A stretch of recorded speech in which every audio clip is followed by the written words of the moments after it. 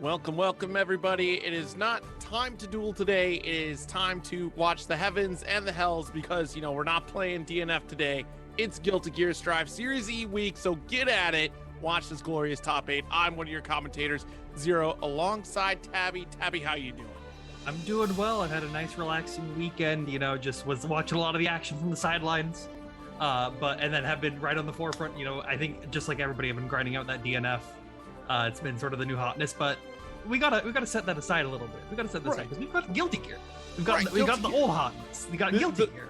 The old hotness going to current hotness and still relevant hotness because of the upcoming Arc Revo tournament series. First stop CEO Taku, and first stop to check out this bracket here for top 8 tonight. We got Umi Show up at the top on winner's side up against Marvello, and chat is already popping off thinking that Marvel lives in this bracket and Marvello is going to be taking it for the whole thing. And then you had the genie that is Kazam going up against, this is a wonderful acronym here, Neutral Beats Natural Haters Made Real. That's what that stands for. Acronym. That's totally what it stands for, or otherwise known as Nero. I assure you that's going to be a real treat to watch. Up against I Am Rock 8 is going to be Shine.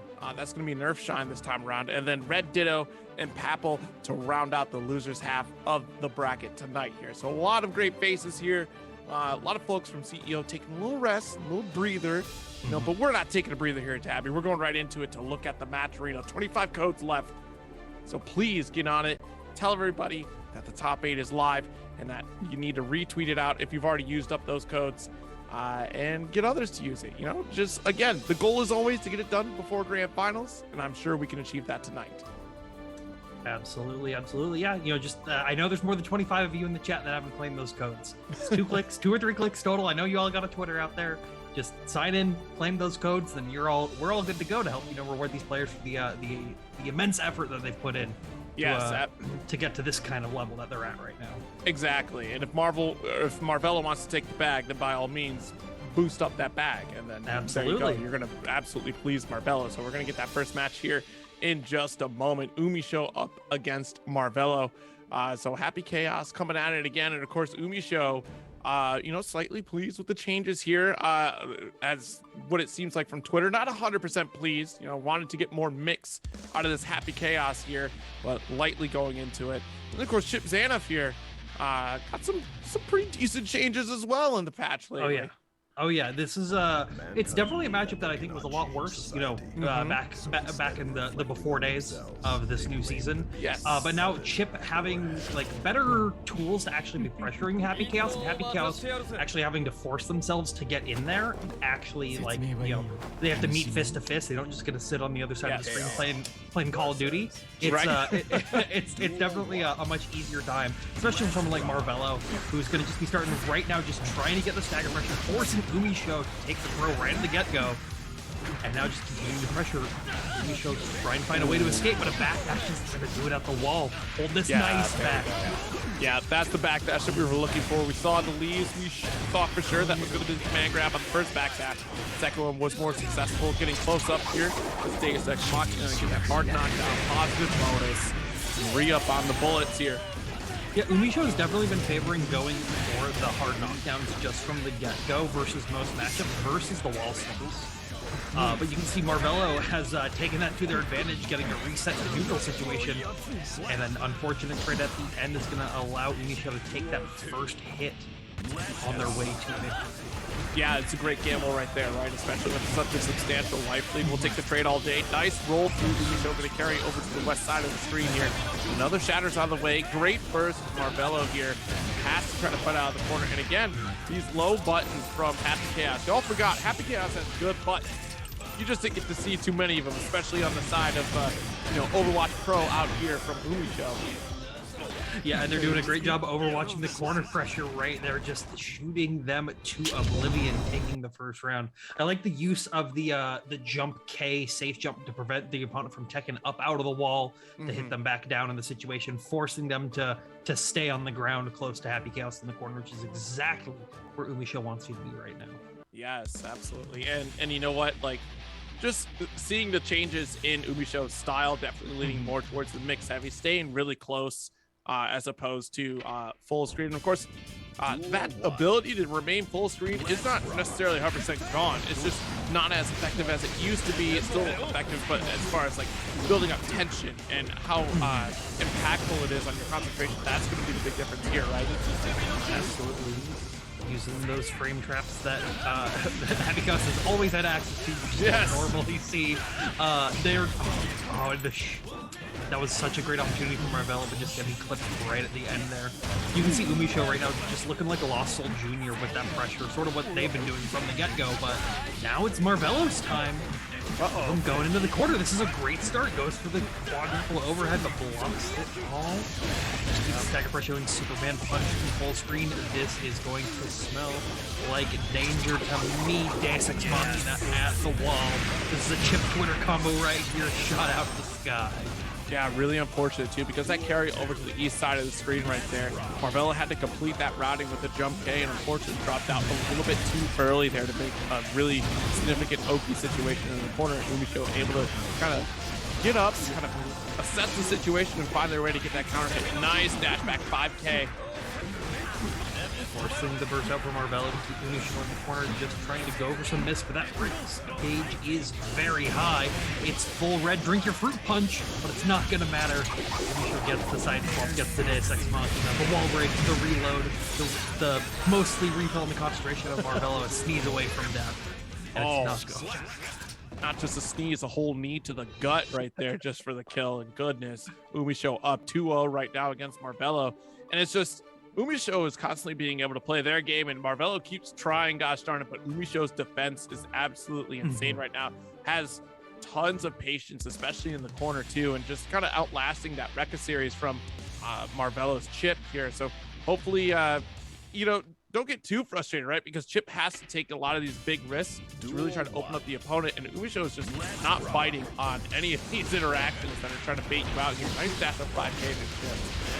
And a good throw as well. And I think one thing you're going to see with Marvello doing right now, and he's doing it as I say it, just going for stagger pressure instead of trying to go for those long block strings. Because Umisho, unless you're right there forcing a burst out after the overhead, getting a good hit at the wall as well. Goes for the mix. Okay, wait. Okay, I got mixed. Yeah. Same side command grab with a perfect as well. Marvello turning the tides into their favor. Let's see it goes. Umisho gets the first hits out. Now just forcing Marvello to burst right at the get-go after a couple of straight hits. Knockdowns right there. This is a big start for Marvello here. Nice alpha blade back off the wall. And just continue the pressure. 6K gonna get YRC here. And already got the full screen situation. Cursed up. Nice hop out of there. And stop what you're doing real quick here. I have a gun. This is my turn still.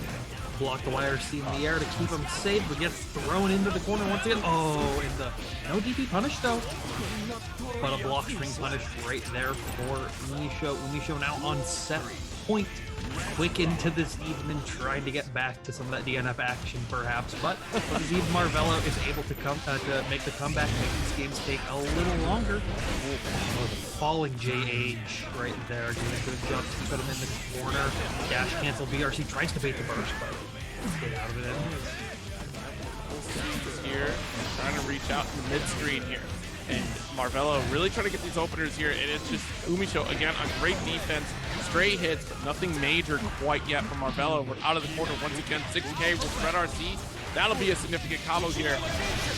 Nice. Able to get the pickup. That should shatter here as well. Kind of return things normal in the resource game here. You're going to get your positive bonus, but you got to be very careful. That 50K, there's the YRC. Gets thrown out of there as well. A hit with the falling JH once again. That positive bonus and all that meter gain that you've got isn't going to matter. You can get hit with those buttons. Umisho taking that one with a clean 3-0 over Marvello. Marvello, still alive and kicking well. We'll see the loser side of things, but that's a longer gauntlet you have to go through. And Umisho showing that they're ready to just tear through the gauntlet, no matter the changes, no matter what they do to the Happy Chaos. That's still their character, and they're still going to be able to play them to the fullest effect. Absolutely. What's really interesting to see in Umisho's play with Happy Chaos is that it's almost as though Umisho never skipped a beat, right? Like, again, Umisho had kind of kept off to the side. Like, I do have the mixed potential here. I do have the close range. I know how to handle Happy Chaos as a close range character as opposed to just a strictly zoning character. So we do see that immediate, just kind of hitting the ground as we're running here. with Happy Chaos. And unfortunately, Marvello playing Chip has to take so many risks to be really significant in this matchup here. And it is a hard matchup. Definitely got a little bit easier, especially when you think about the removal of Curse and just being able to kind of chase down better dash blocking options as well, too, with the new dash mechanics. So it's really interesting to see this matchup in general, but still, at the end of the day, Chip is a glass cannon, if anything, and one shot is all it takes to kind of get blasted. And speaking of glass cannons out here, Milia Rage out here as well, up against Nagori Yuki, another tall order if I ever saw one. It's a glass cannon versus a steel tank right here in terms of health bars. And it looks like Nero's off to a great start with those QK2D 6H. OTG tries to go for a throw reset to keep that blood gauge down, but Kazam jumps out of it and now gets to go for the mix and finds themselves a great hit from the get-go. Yeah, honestly, that 2HS was actually a great call-out right there, even though Kazam did not get hit by it, because, I mean, it's Millie, right? They're bound to be taking the skies much like this. Kiss from a Rose will not open anything up. Used to be a Graying Tower right there, but we've got the Gold Burst instead. This is now a very scary situation. Over Milia, just one hit like that throw now forcing the burst. Could have spelled death if he had to keep it. And then the super reacting to the air car gets the full cinematic as well. You don't even gotta spend that meter. You gotta get taken to the skies. And Nero looking like we're off to a great start. Mistakes were made out here. We're just driving on into downtown and we get smacked by a monster truck coming at you here. Nice close slash, brain trap here, and knockdown. So it's still Kazam trying to make some magic happen once again. Using all that pressure, but that's still a lot of blood gauge you have to deal with, so you're only sitting with some good normals right now. And that's a great opportunity for Milia to get the car started right there. Into the corner as well, keeping them out. Nice. PRC with the disc setup right there and still able to chase Nero into this corner here. And nice close slash call out. One more touch will do it. We got the air throw. Will Kazam be able to get the flush shaker out here? Nice TK Pat move, but not enough to get the finish here. The low gets blown up by a close slash. Nero taking that first game. Well, you know, they say the sword is mightier than the hair right there. So, you know, Nero doing a great job of just controlling the pace, not allowing Kazam to like really get any kind of mix. Like once they got to those mix opportunities, they were just constantly blocking again and again and again, not allowing them to even think about like, you know, what's left, what's right. It doesn't matter. I'm just going to take it, and then I'm going to close slash you out of your own pressure. Especially, too, we're stuck in the corner. I really appreciate how calm and collected Nero was in those corner situations. Throw attempt going to get blown up by Kazam and carried down by the Baboon here. 6B tries to get the whiff punish. Not doing. We got a beautiful throw from a beautiful counter hit 2B getting burst over there by Kazam. Gets a mix once again, goes same side this time. And now you're stuck in the corner once again. Goes low finally after a series of overheads. The dust gets the wall break as well, but this is still 50 meter now, able to be used on the BRC to check in, and a great hit as well. This should be death for Milia. Nero taking that one to keep themselves alive, to move closer to that Umi Show matchup, but we'll see what can happen so far. A nice hit with the J. You know, that's so gut-wrenching when you put in all this work and then all it takes is just one combo for Nagori to kind of just make that move point. Nice jump D here from Nero. Still pushed back into the corner, and we're still trying to keep the same pressure. The Clash 2K2D does work out in Kazam's favor. Let's see the magic happen. So you just keep them in the corner once again to get a little bit of extra damage. Winger coming up and coming down with 50 meter as well. It's going to be a great situation for Kazam to sort of take this game and these rounds back into their favor. Gets a throw with an RC as well. Trying to bait the burst, and Nero is not falling for it, tying this one up. At least it was a very good opportunity to bait the burst, especially since you were going to be able to follow up after the fact regardless, set yourself up for a game-winning scenario instead of just trying to throw it all away on a big gamble. Risk gauge is cranked. Nero with the air throw. Thrown to a 6H with all that risk right there. That dealt big damage, and you're going to take a lot more big damage right there, but Nero having to force a pressure to keep themselves alive with that blood gauge. Ooh. Zam now pressuring them into the corner as well.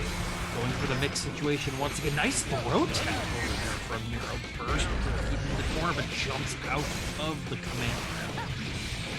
We got that pickup right here. Milia, one on hair cart. And again, all it's going to take is just one touch from Nero to absolutely obliterate Kazam. Kazam has burst, though. Nice Beyblades in. BRC, nice. Calls it out with the gold burst. Plenty of resources here. We're popping. Spend the disc after this one, and it's going to get the kill. Kazam holds out for a game victory. Yeah, great series of decisions right there from Kazam, forcing Nero to take those heavy risks using Beyblade, using DP, just trying to punish them from doing anything, but just kept it calm, kept it cool, allowed Nero to burst themselves, and was able to clean that one up. Exactly.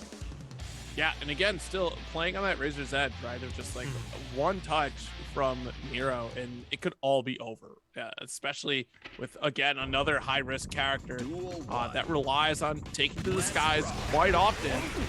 And Nagoriyuki can definitely just sit back and relax, snipe it out here. Nice pickup of 5K conversion. Good old Havoc Hero trade right there. And now trying to pressure with a 6H, but gets a good hit into the knockdown. So now they get to run their disc pressure, forcing those left rights. And Nero is now not blocking anything. Good. Okay, well, favorable here. What a throw. Nero gonna hold this corner. Nice reversal from Kazam. Down after the close slash. Goes for the mix, tries to go for an opposite side tap dust, but gets hit out of it. Burst is blocked, super is out. You don't even need the follow-up to it, just one clean hit to take it. You blink and you miss that entire life ball. That's how much damage Nagoriyuki is capable of. Amelia, okay, nice back throw. Oh, and a nice pickup from the far range disc right there, using the dust to get the wall break. Gonna get that positive bonus, which will allow Milia's damage to be a little bit better in a matchup like this, where you have a lot of health to work with. But Nero doing a great job of controlling that blood gauge, just finding those straight hits, just keeping it right down at level 3, and forcing Kazam to be at full risk. One bad decision, and it will be over for them, but they're off to a great start with that knockdown 2K2D, putting them back in the mix city. Okay, got the hair card, nice red RC. That's going to cause a little bit of damage mitigation, but it might not matter. We got our corner position. Nice overdrive. Nago is still alive. He ate a full breakfast this morning, omelets, toast, and all. But it's not going to matter when you get 2 feet out of existence behind this one. Not both these players keeping it really even so far, just constantly going back and forth, trading those resources. We'll have to see if someone's able to make a large-scale adjustment to utilize those resources into their favor, and that's a counter hit right at the get-go. Unfortunately, has to just go for far slashes right there to keep their point. There's 2K2D. Our side swap will get a TK Bad Moon here. No, dropped it. Oh my goodness. But it's not going to matter. Still gets the wall break. That positive bonus coming through, but you still have to hold those level 2 blood normals. PRC after the with command throw. It's very dangerous, but Nero finding a couple of really good hits to keep that blood gauge down. Kazam, once again, just constantly at full risk gauge. So even getting hit with Milia's low health already spells danger for them, but a TK Bad Moon RC. Keeping them in the corner. Good spell. A lot of damage, not death just yet.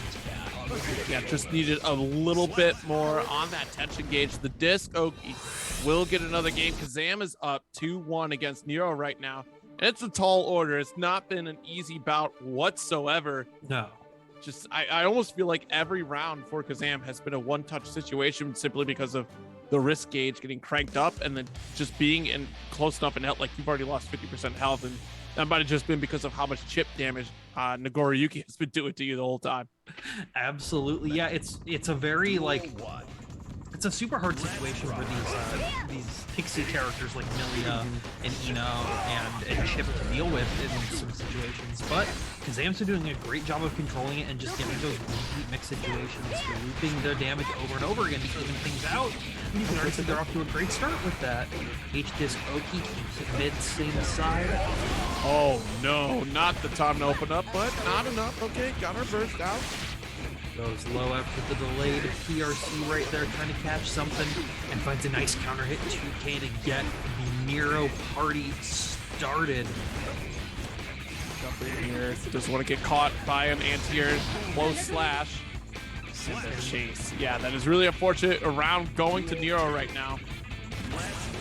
The throw whipping just so slightly allowing Nero to take it. And right now, because they're trying to recreate that situation, but Nero's doing a great job of keeping the pressure going. And oh, that was 99 gold right there. That was 99% filled and kept it right at the very end at 5H. Oh, it happened once again. Nero now gets an opportunity to use those incredibly good normals. Yeah. Okay, 2K2D got our disc.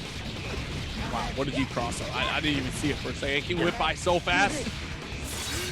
The speed of these games sometimes they move faster than the speed of light, especially with Milia.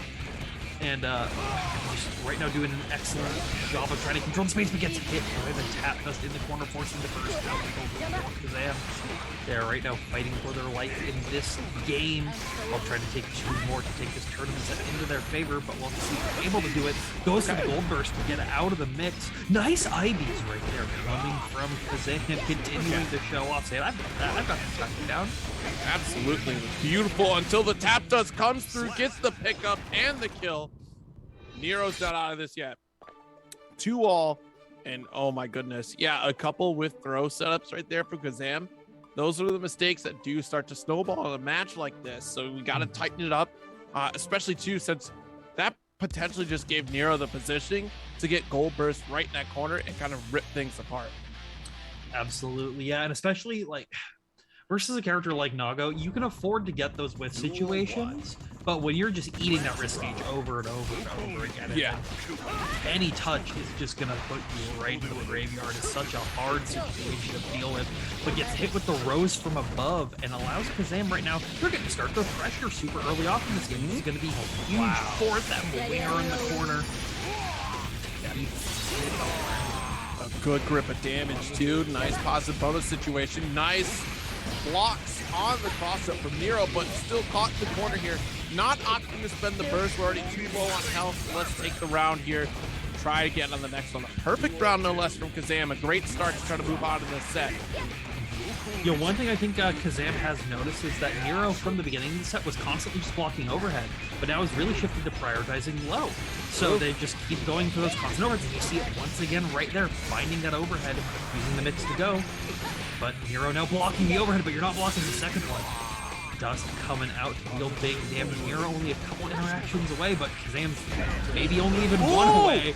And a nice counter hit getting burst out right there to burst out from Nero on their own 100-meter PRC mix. You're blocking that same side. Look, you're staying up in the skies. You're zip-zooping on everywhere. It's ridiculous. TK bad mood.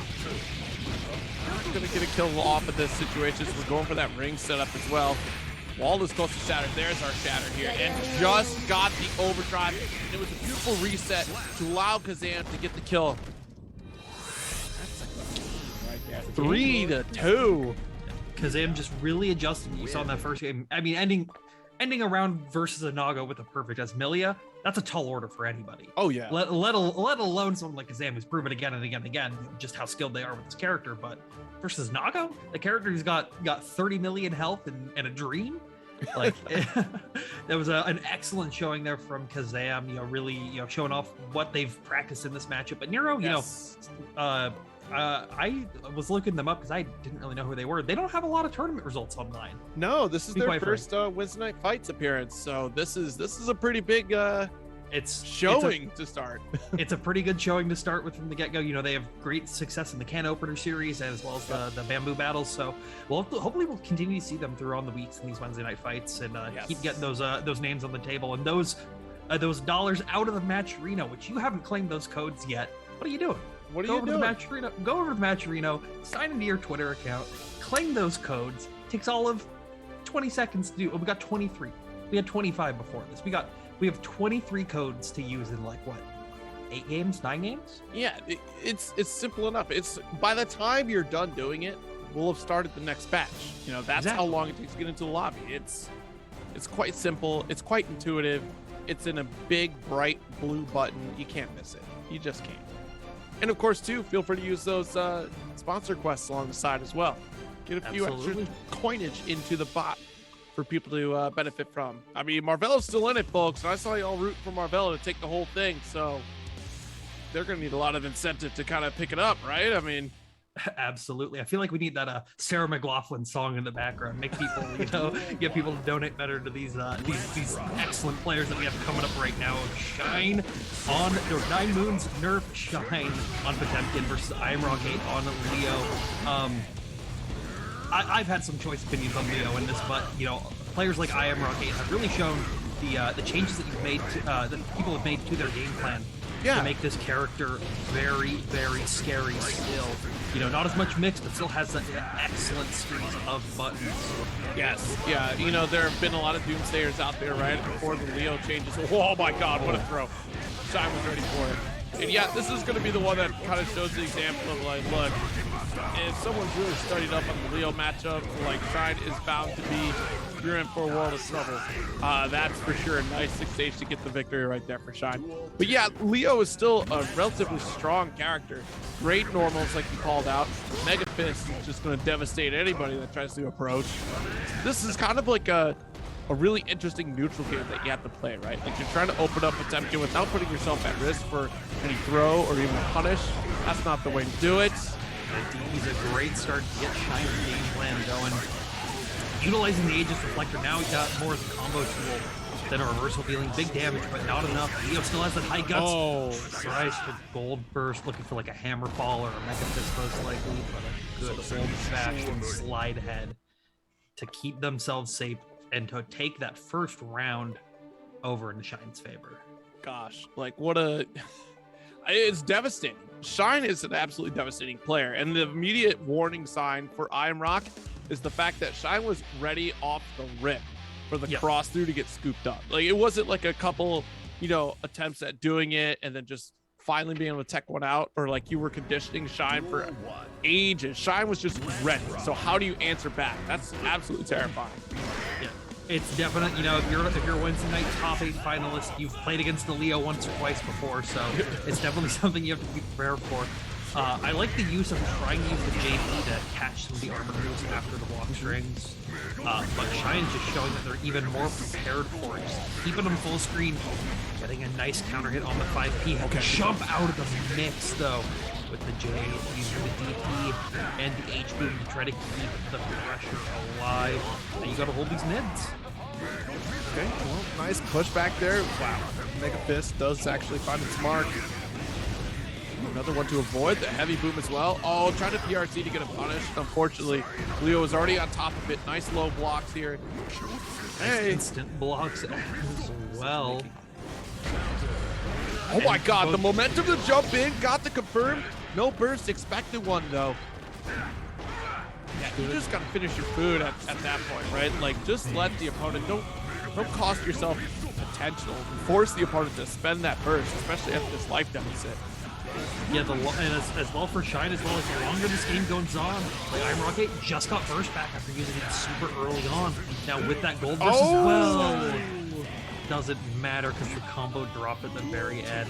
Shine able to mash their way out of it to keep themselves in momentum. Yeah, we talked about that earlier too with Marvello, right? Trying to drop the aerial route to take towards the east side of the screen.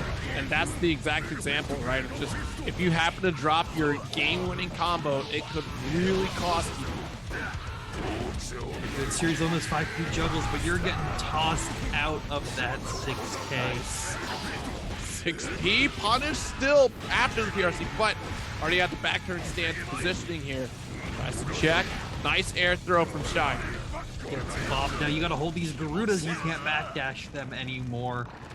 And Shine finding the hit with the second one, able to take this now 2-0 over Imrock 8. Yeah, it is definitely looking like a tall order here for Imrock to, one, try to close the gap, and two, try to condition Shine to stay still for at least long enough to get a mix rolling. And Shine is just not allowing any of that game plan to happen, and Imrock is clearly flustered by it, because Shine is just playing so reactively, being full screen, able to counter a lot of the situations, and it almost seems as though Shine is playing out of Imrock's playbook in the moment. So it's very frustrating to try to figure out what that next opener is going to be for Iron Rock. We're definitely trying to rack our brain here. The investments have been made, but the 6H going to blast right through the heavy. Boom. Okay, nice. Goldverse, but gets hit with the flick at that range. Shine once again ready for it from the get-go. No conditioning with those fireballs. Just as soon as one comes, shoot it out of the sky. But Iron Rock 8 finding a good hit, burning that last 50 meter. Now get the mix after the small break situation. Oh my God, the throw again. Shine ready for it. Iron Rock 8 almost ready for it as well, but Shine RC in response, utilizing that PRC, trying to catch them from doing anything. Right now, this is looking like what we've seen in the past. Iron Rock 8 really needs to find a huge opportunity to take some of their favor, and trading 5Hs isn't going to be a great start. Stagger pressure. Kept knocking at the door there and nothing doing. Shine is just big patient right now. Trying to utilize. Wow! But dropped it again. You can't be dropping these situations. The burst does connect here on Shine, and fortunately, Iron Rock gets the kill. You got to be so careful if you're dropping a game-winning situation, and you drop it, and that is do or die situation here, especially at this point in the top 8 on loser's side. Big pop buster. We're already pushing through the corner to the first Garud. Counting down the match with the stagger. That's a kill. Oh my goodness, Shine with a perfect right there. And Iron Rock 8, you know, they had to use that burst to just try to win that first round. And now Shine, they get to play a whole round and a half, basically, where Iron Rock 8 has no burst. They have to hold all this pressure that they're doing. And they're starting great right there, fighting those counter hits. It gets a nice JS after the air dash right there. Just finding the hits, finding the damage where they can, but not able to get the Leo game plan going. And now they're holding card. Ruda's nice jump back in. Okay, good just block right here, and still ever patient. There's the air throw. I think Iron Rock has hit every single air throw attempted. The cross through, and it doesn't even look like Iron Rock was ready for it. The Aegis Reflector for the Canadian burst there. And that's gonna do it. 3-0. Nerf's Shine is moving on in this top 8, and gosh, like it really seemed more so like Iron Rock was trying to preemptively play against information that just wasn't there, like information that would have been presented had say Iron Rock was already in control of the match, but the entire time Shine was just running away with it, preemptively just dismantling every single play option that Iron Rock had at that set. And like you said too, great call out, you definitely better know the Leo matchup if you're coming to a Weds Night Fights, because you know Razzo is sitting up there in the Series E qualification alongside Shine. You know darn well that Shine's definitely got the notes. Absolutely, yeah, and I think within a local level, we've actually been talking with players about this of coming into a match with a game plan. Yeah, and it really looked like that both players were obviously very prepared for what they thought was coming. Iron Rock 8 was prepared for Potemkin. Shine was prepared for Iron Rock 8. That's the key difference right there. They saw how they want to play. The Iron Rock 8 plays a very similar Leo to someone like K7, where just trying to use those longer range normals, trying to pressure them down, not going for the Razzo hyper aggression that we've seen again and again. And Shine was just ready and prepared for it. They brought that playbook out. They said we're gonna send the tackle over to the right, and it worked. They sack the quarterback right now with a clean sweep over on Iron Rock 8. Yeah, too often you'll find players prepared for the character matchup, right? And that's great to understand how the character works to properly counter a lot of those interactions, but then you have to get through the conditioning of the player coming at you. And the problem with conditioning from a character like Faust here is that, well, Faust is just random, right? Going to be throwing out items, you got to interact, and so does Papel here up against Red Ditto. Unless you own a casino, you can't condition dice, so it's definitely something you have to be a little bit more prepared for with the RNG coming through. But we've seen Red Ditto do a great job of controlling these neutral situations. But this is Papel. Papel's got the Papel factor, and you see right now just utilizing the Air Scarecrow, just doing everything they can to keep Red Ditto guessing. Yes. Okay, nice. PRC cancel. Going to get a free touch up on the haircut of Red Ditto here, and already nice. Interesting. No jump D. There it is. I was wondering where it's going from to set the hair on fire. Mix, mix, mix, and not enough to kill, but the jump D to finish it out. This is a great change I've been seeing from Faust players recently, not going for that JD immediately to force your opponent to guess a little bit more, and then as soon as they don't expect it, bring it out, just like that scalpel came out and knocking Red Ditto all the way across the screen. Good hit with those far slashes, allowing them to potentially get their plan started. But Papple's just going crazy. They're just not allowing them to have it until right now, finding a good hit into the wall. PRC. Yeah, so smart just to get some of those vulnerability frames, just to avoid the explosion should it happen. Still, Papple found the hit. Oh no, nice crossing just from Red Ditto. This seems to be the plan to go with, right? Got Afro State, don't try to block it and force your hair to get caught on fire and guard break. Dash right under. Absolutely. And then you see also, and unfortunate that Red Ditto picked up the minions right there. And also found a great counter hit as well on the Papple, putting them at a nice 45%. Now going to be even less in the corner. Stuck at the wall. Goes for Monobato instead of the Beam Super, which people have had favor with the damage buffs that were on it. Ooh. Block of the burst is going to allow them to take it, putting Red Ditto up 1-0 over Papple. Yeah, still a great call out. And you're right. Like, I'm really surprised to not see Beam go for the Shatter, because we've seen plenty of that because of that damage buff. I wonder if it was just maybe a muscle memory thing at this point, right? Like, we're so used to doing Mortobato that we haven't made the conscious decision to change over to Beam yet. Yeah, it's it's definitely one of those things. If you're coming off after, like I said, people have been playing DNF in the past couple of days. Some people a little bit longer if they live in New York or Southern California. Yeah. And they have that muscle memory down for that. You come back in Weds Night Fights, you're kind of on autopilot for a couple things. But right now, Red Ditto is doing a great job of getting autopiloted, making damage into the corner. And there's our beam. Listening to the commentary, I see Red Ditto. We're going to take credit for that one. Yeah, that was us. So when you win, make sure to forward the check over to Zero. Yeah, no problem. Finds a great hit over there with the scalpel, allowing the Scarecrow PRC command grab. Immediately goes for JD. Red Ditto prepared for it. Bomb out as well in the scalpel combo. PRC drifting away there. Great decision there from Red Ditto just to avoid the hit from Cap. And now the scramble begins, right? We're in the corner. As the Record Series 6-8 does connect. That's a beautiful round right there for Red Ditto to start things off. The scramble is where Ram wants to be in that situation. Faust has to work a lot harder, as well as they have to work pretty hard right now with that mini Faust missing to get out of the corner. Just trying to catch any of the air momentum that Red Ditto can do. So Red Ditto finding a couple straight hits, but not full break onto the wall. Big risk gauge, big throw, bringing it back once again. You got to hold this thing. You have no meter. Wow. The mortal counter on the tap dust right there. And the air throw, my God, one more hit. There it is. The windshield wipers cleans it up and goes into the game for game 3. Yeah, Red Ditto just showing that they are more than comfortable handling what Papple's bringing to the table. Papple's gotta spice it up a little bit, potentially roll the dice a little bit harder, try to get some of those better items coming out early on. It saw a lot of food, a lot of bananas coming out, not a lot of bombs, not a lot of meteors, not a lot of hammers.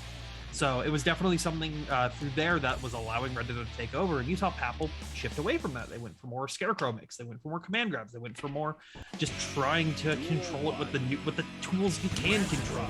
But Red Ditto's prepared for what you can bring. They're not prepared for what you don't think they can bring. Yeah, it's really fascinating to see Red Ditto kind of maintain that control over Papple's ability to kind of just throw out items and play. Because you see here, Red Ditto really just willing to dash up and challenge in a lot of situations. Even in Afro State, we're pressing forward to try to avoid the dust. Here we go. What's in the bag? Bombs. That's a lot. That's a lot of bombs coming out right there. Oh nice my! And that's actually something I've been thinking about a lot in this Faust matchup. Great right there. Yeah. Is the decision as the opponent, do you pick up Afro? Now that if Faust gets Afro, he gets to jump up and bomb bag for a free guard crush, allowing that pressure to continue. So there's a legitimate thought. Am I picking up Afro to risk the JD mix? And right now, you're risking a good burst over there from Papel. Keeping Red Ditto in the corner with that command grab. You go for the immediate command grab once again. Do it a third time. Goldberg coming out saying, we're not having anything like that. Blocks the wire C as well. It's going to be a big punish into the corner. Sticking them there with the Rekkas and Motovato for that muscle memory. That's still big damage though. Papel only a touch away from death. So they've got a lot to work to get back there. RRC to keep the mix going. Trying to mash out a sword pressure. You know, if we could get a match Reno donation for every single time a Ramlethal after Gold Ghost decided to Windshield Wiper and TRC, that'd be terrific. I think we'd have some pretty good match Reno bots at that point, honestly. We definitely would. We'd also have a good match Reno bot for every throw tech I've seen over these sets so far. My goodness, these players are more than ready for it. Jeez. H at the walls, big damage. Papel only a touch away. Red Ditto at match point right now with a perfect, potentially, but a gold burst coming out. This is a great start. Scarecrow from above. PRC blocks low. Dive kick, Red RC, nice, able to get the command grab here. But now you have a lot of work to do. Corner situation with the Afro State. No, and right there, the answer that Red Ditto has been representing throughout this entire set in Afro State, the dash under. Why sit there and risk the guard crush possibility, run right under it, and then get the punish while you're at it? You know, great momentum shift for Red Ditto there up against Papel, but unfortunately Papel going down, you know, finishing 7th today, and Red Ditto still gets to show off that tremendous Ramlethal play, and that honestly, that's our first wave, right? So we still have Umisho, Kazam in winners finals here, and then on the loser side, Nero up against Shine, and then Marvello will be going up against Red Ditto. So Chip and Ram, oh goodness, I feel so bad for our, you know, Pixie characters out here, you know, those with lesser health. That is going to be a lot of work for Marvello, but we'll see. We'll see. On the loser side, you're definitely having to run through a gauntlet of big health, you know. But Kazam, that's only Happy Chaos. Happy Chaos may have a lot of scary tools. They don't have a scary health bar. Yeah. Gosh, you think about it, right? Like if Marvello does defeat Ramlethal, then you either have to fight Nagoriyuki or Potemkin. So I don't want to be caught by either one of them as Chip. Yeah, pick your poison, right? But yeah, you know, a lot of great matches on the way. Still Happy Chaos up against Kazam and on the Milia too, right? Oh my goodness, that's going to be crazy. I'm really curious to see how that matchup plays out now, especially with the changes. I would imagine that Umisho might be able to opt to zoning just for a little bit there, but not as often as we saw in previous sets, you know, pre-patch. So I'm really curious to see how this one turns out. Yeah, it's definitely something that's it's an interesting matchup. It's not a matchup we saw a lot even last season. Right. So there are some players who just aren't as prepared for it. Umisho, I'm gonna choose to believe that I want to say they're prepared for it. You know, with how much they play and how much they've been showing off. But you're gonna have to wait to hear my full thoughts on that match right now, because we've got Nero versus Nerf 9 Moonshine coming up right now. Ooh, okay, nice jump back in. You know what? Shine has absolutely been on top of it today, especially with our Kara throws and Kara Garudas as well. With Kara everywhere right now. Look at the heat knuckle. You put a button up there. That's the wrong decision, Nero.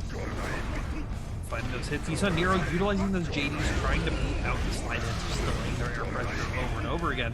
But Shine just made that quick decision saying, you're going to get stuck in the Garuda mix. Nice IDFP to get out of there after the first Garuda. The 2H whiff. That hurt box reduction isn't great. PRC to keep them safe after throw, but has to hold 5K coming through. Slide head now allowing the mix once again. Blocking Garuda 1. Super through the Garuda 2. Doesn't even clash, just beats it clean, allowing the combo breaker. Thrown after the Beyblade. My goodness. All right, we got our blood rage here, and all we need is a good karate chop for the finish. Shine, you know, really just showing the pressure and the dominance in this game so far, using those IVs on that Nago pressure, having to have made this fight once or twice in their life. And right now, just trying to check with the bar slashes, the 5H's, trying to do anything to keep himself safe. But Nero now pressuring them in the corner. Has to find a way to keep that one low. Yeah, you know, a lot of these slashes definitely going to help out too, especially since we got the chip. Nice 6H to get the shatter as well. One more touch can do it, even through this armor. Try to go for the 2S and jab it out. Just jab it out. Beautiful, perfect here for Nero. No need to try to think about what's going to happen after the Oki. Just a 5P and a dream. And off to a great start as well with this good counter hit into the corner. Gets hit with the command grab of their own. Then I got a pop buster. And now just utilizing those sword normals and then the scoop goes with the blood gauge reduction. But he's back fast once it's all done. Oh! The double Garuda right there just goes into the hard knockdown. Yep. That was a great backdash right there to not make it as meaty super comes out. This is such a kill. Oh, the cancel into blood-sucking universe and a throwback at you. I don't even think Shine could have ever been ready for that one. I wasn't ready for it. I wasn't ready for that. Just the instant use of the PRC immediately after the super flash, recognizing the situation. Yeah. You know, okay, I gotta go. It's one shot, one opportunity, seize everything. Are you gonna catch it or are you gonna let it slip? And right now, Nero did not let it slip out of their fingers to swing that one into their favor, bringing it 1-0. Shine not out of it just yet. We saw this going neck and neck, through and through. And now Nero's been a little bit more aggressive with that floodgate. Get-go. Trying to use those the upgraded 2S and those now upgraded blood normals, but okay. Bold burst out of the Garuda. Say no, he just meter. Burst, all right. Plenty of resources here available, but how is Nero going to close this gap? I mean, Shine preemptively placing up these buttons here, going for slide heads in the Beyblade. Caught you. Wait, that's a backdash in there. Gonna get scooped up by the overdrive. What a call out by Nero.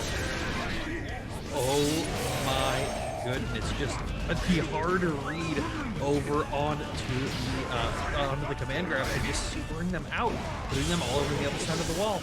Has positive bonus, but it's going to be, you know, hard for them to get in when you got a wall of death coming at you, known as Potemkin. Yep, another one there. Great defense from Nero, but the chip damage is building up. The risk increased. Nice Beyblade into DP. What a call out. Red RC to get the carry over to the corner. Not going to be a significant amount of damage, but we have this positioning here. Yeah, choosing to keep him in the corner instead of spending the 50 meter and to just break the wall. A great recognition of knowing I can't kill there. But with JD trying to catch an arrow option, no. But Hot Buster comes through saying, "You no, what are you doing? Hot Buster comes for us all. Yes. Eventually, we will all be Pop Busters. Every night before I go to bed, check under my bed, Pop Buster. The least time you expect it. Helpful. I had to replace my floors at least 10 times.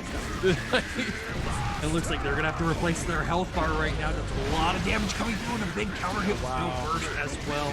It's gonna be great for Shine to push them back into the corner. You gotta hold these Garudas down. Yeah, look at this Kara, Garuda. That's a ton of chip as well, even with the FPs right there. Now, Nero has a lot to make this game go into their favor, using the far slash series to get the blood gauge down, as well as the double blood-sucking universe at the wall. The throw tech right there was a great decision. Uses the BRC, trying to bait the burst, but it's not gonna matter at the end of that combo. Nero keeping themselves alive.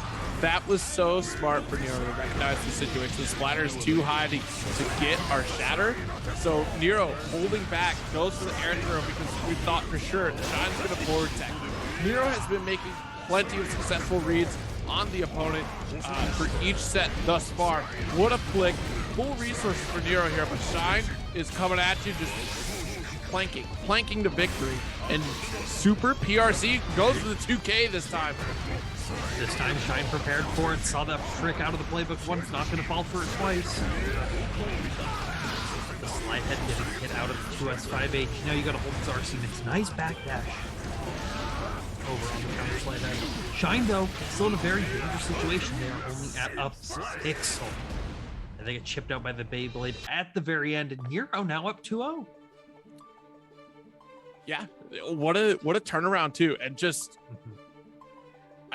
I'm just impressed. Every single set so far from Nero has been absolutely just a new like trick out of the bag of tricks from Nero has just been exposed with each round, right? As far as how to open things up, the PRC after super, especially recognizing where we're getting blocked as well. Being able to switch between either 2K or throw. Shine isn't even ready for it defensively, but nice 2P interrupts Zakara, Garuda there. Yeah, they're just doing a great job of like consistently mixing up their options and the things that heck I'm not even thinking of, and I'm just watching them. Shine though having to work a little bit harder than I think what they would be liking to in this matchup. But finding those great hits with the J8 backdash coming on the late Garuda and a nice backdash on the pot buster right there. This is Nero's time to turn this into their favor. A lot of blood gauge coming through. Yeah, 5P. Set up with the Aegis Reflector right there and tried to poke through it. The audacity. Can't do that. Got plenty of resources though. Let's get the chase. Nice tap dust. And another RC close enough on health to get this closed out. Jump P. What a smart spend on Nero here to try to close out that round. Yep, just one of those situations where you realize you have a 100-meter and knowing that dust will kill after an RC. So just going for it. Worst case scenario, you're safe. You don't have to hold. You don't have to hold any pressure. And right now, Shine is making them hold that pressure. Just Garuda, nice IBFD, but you have to hold a couple more Garudas. Oh no, right into the throw. Great reaction from Shine here. Blood Rage activates it, makes the Garuda whip, but not gonna matter. So the most efficient punish here, right? Pop Buster, because the Blood Rage is still dealing damage during the Pop Buster. And once you land, it's dead. Just dead. It happens in the best of us. Basically, any character with command grab sees that coming, sees that blood gauge ticking down, they're running through and buffering that input. And right now, Nero, though, still on match point. Shine has a couple of games they need to work with. They're just jumping over those slide hits again and again, but Shine finally hits it out of the sky, throws him into the corner as well. Nero's gonna do this. Yeah, what do you do with this situation? Finds the jump out. Yeah, it's a big risk, right? It's such a scary guess. Like, it could be an opportunity to jump out, but what if they sweep? And what if they Pop Buster after you Blood Rage? That's another blunder from Nero here, and that allows Shine to get their first game in the set. Yeah, it's definitely, like, it was a great change from Shine. They're just playing a lot more defensive, allowing Nero to make those mistakes, let them dig their own grave with the wild and crazy plays they want to be doing. And Shine utilizing that and just constantly forcing them to pop blood gauge. And that's the worst thing you can do as a Naga Ryuki, is pop blood gauge. The second worst thing is not use any blood at all. The third worst thing is pop blood rage and not do anything. True, that too. I've seen that happen before. And right now, Shine is looking like the momentum has swung into their favor. Burst out of that pressure, base it back to neutral. Nice recognition on the ID to switch to 5K instead of the Sword Rifle series. Trying to mix up Shine's timing on that. Yeah, that was actually really interesting. Just that empty, just a whip. You called that out earlier, right? Just to change the trajectory of jump. Nice counter hit, able to pick up. Not gonna get our shatter quite yet, but we're about to rage. And here comes the Pop Buster. But not dead just yet until the PRC comes through to hit them out of the sky. Unfortunate that their health had just 1 or 2 left. Not like this. I mean, Nero has just been killing it. And gonna get Pop Buster for trying to backdash, and the rage is almost there. It's crazy. We spent the first 2 games not hitting Blood Rage whatsoever, and then I don't know what happened or what changed the game plan. That aside from Nero really utilizing a lot of these specials, but it's causing the death of Nero here, and that's a 2-2 scoring. Shine has already tied it up. Yeah, in a quick set, 2 games longer than the first almost, where Nero's they're being a lot more aggressive. They're trying to close out this round as quickly as possible, but Shine is just not letting them have it. No. They just decided, do what you want. Spin at me, slash at me, try to grab at me. it's not going to matter at the end of the day when I just wait for you to explode and pick you up and put you good in the bed. It's how to tuck you away to sleep and move on to the next round is what it's about to be. And it's crazy, right? So there's a way to properly utilize Blood Rage if you really want to crank into Blood Rage, but it's all about the timing for it. I don't think Nero is really going for that. I think we're just being overly aggressive right now and just completely ignoring our Blood Fever, which is problematic. Great Beyblade. Punish the slide head. Smart moves. And you can already see right now they're in sort of a similar situation, but they spent a little bit more time to just stay calm, and that allows them to be at that high level 3 while keeping right in the corner. Now able to stagger out with the /5H. Yeah, this time we're doing a lot better managing our resources, right? Just in there. Oh my goodness. And just utilizing those early specials early on, getting a lot of blood gauge, and then getting pot bustered as well. This is not the situation you want to be in, but a nice read on the pot buster. Getting a full combo, utilizing that /series to keep the blood rage down. A little bit of a preempted story that they want to go crazy, but nice throw out of Shine to attempted burst bait pressure. Great BRC right there, just to continue pressure, and the Fukyo back, able to check, but again, Shine is ready to throw hands and calls out the burst. Still in this, we've gone the distance. This is it, folks. This is the final round, and burst is immediately available for Shine here. Nero has a lot of work to be doing. Forced the burst out early on, not allowing them to get any of that blood gauge back, sitting at 2 bars, so that's only about a special they're able to use safely unless they got some good folks down. Nice use of the 5H to counteract the armor on the slide head, but not able to get a full punish off of it. This is exactly what Shine wants to do. Just go in the block, really take that chip damage. Nice! That is so interesting. Utilizing the Beyblade again to completely avoid slide head. But Shine fighting the red RC, Mega Fist chase down. Now we gotta hold the Garuda. Great BRC, but we're still chasing BRC. The 2S, Nero takes it 3-2 over Shine. My goodness. Just right at the very end, Nero right there just calming down, not constantly Fukyoing, not Beyblading, not TVing, just trying to do anything to create an opening. Instead, let Shine, as soon as Shine took that defensive shackle off, they took a step forward. They tried to slide head. They tried to hammer fist. They were ready for it. They were just ready to immediately come in, start pressuring them, start countering them. Maybe not been the best situations they could have been in with the high blood gauge, so just little pokes here and there. But that adds up over time. One hit, 2 hit, 3 hit, red hit, blue hit. Like, it's just gonna keep going further and further on for you, and you can see it right there in those last games. They're able to utilize it, just calm down, focus, and was able to take it over Shine. Yeah, I'm really curious to see, like, as far as what happened in those last 2 games where Shine seemed like they were about to make the reverse sweep right there. It definitely made things really interesting. Was really worried that, hey, maybe we're just deciding to make some bad decisions and we got to go play DNF or something. Like, that's what we're trying to do. But Nero was able to clutch it out and honestly just completely control the pace once again. I mean, big call outs in the set. Being able to hop over slide head with Beyblade. I had no idea that Nagoriyuki was even capable of doing that. And it's a very tight window. That's the even more impressive thing. It's not something that you see every day. Exactly. It's something that when they are, if you're ready for it, you can do it, but some people aren't ready for it. But we are ready for this next matchup, Marvello versus Red Ditto. And right now, Marvello, having to go through a little bit of a tougher problem right now. First facing him against that, against Happy Chaos and now Ramlethal. Immediate use of the Beam Super as well, this time at the wall. Big damage. Wow. Nice little corner carry off of it too. DP, get off.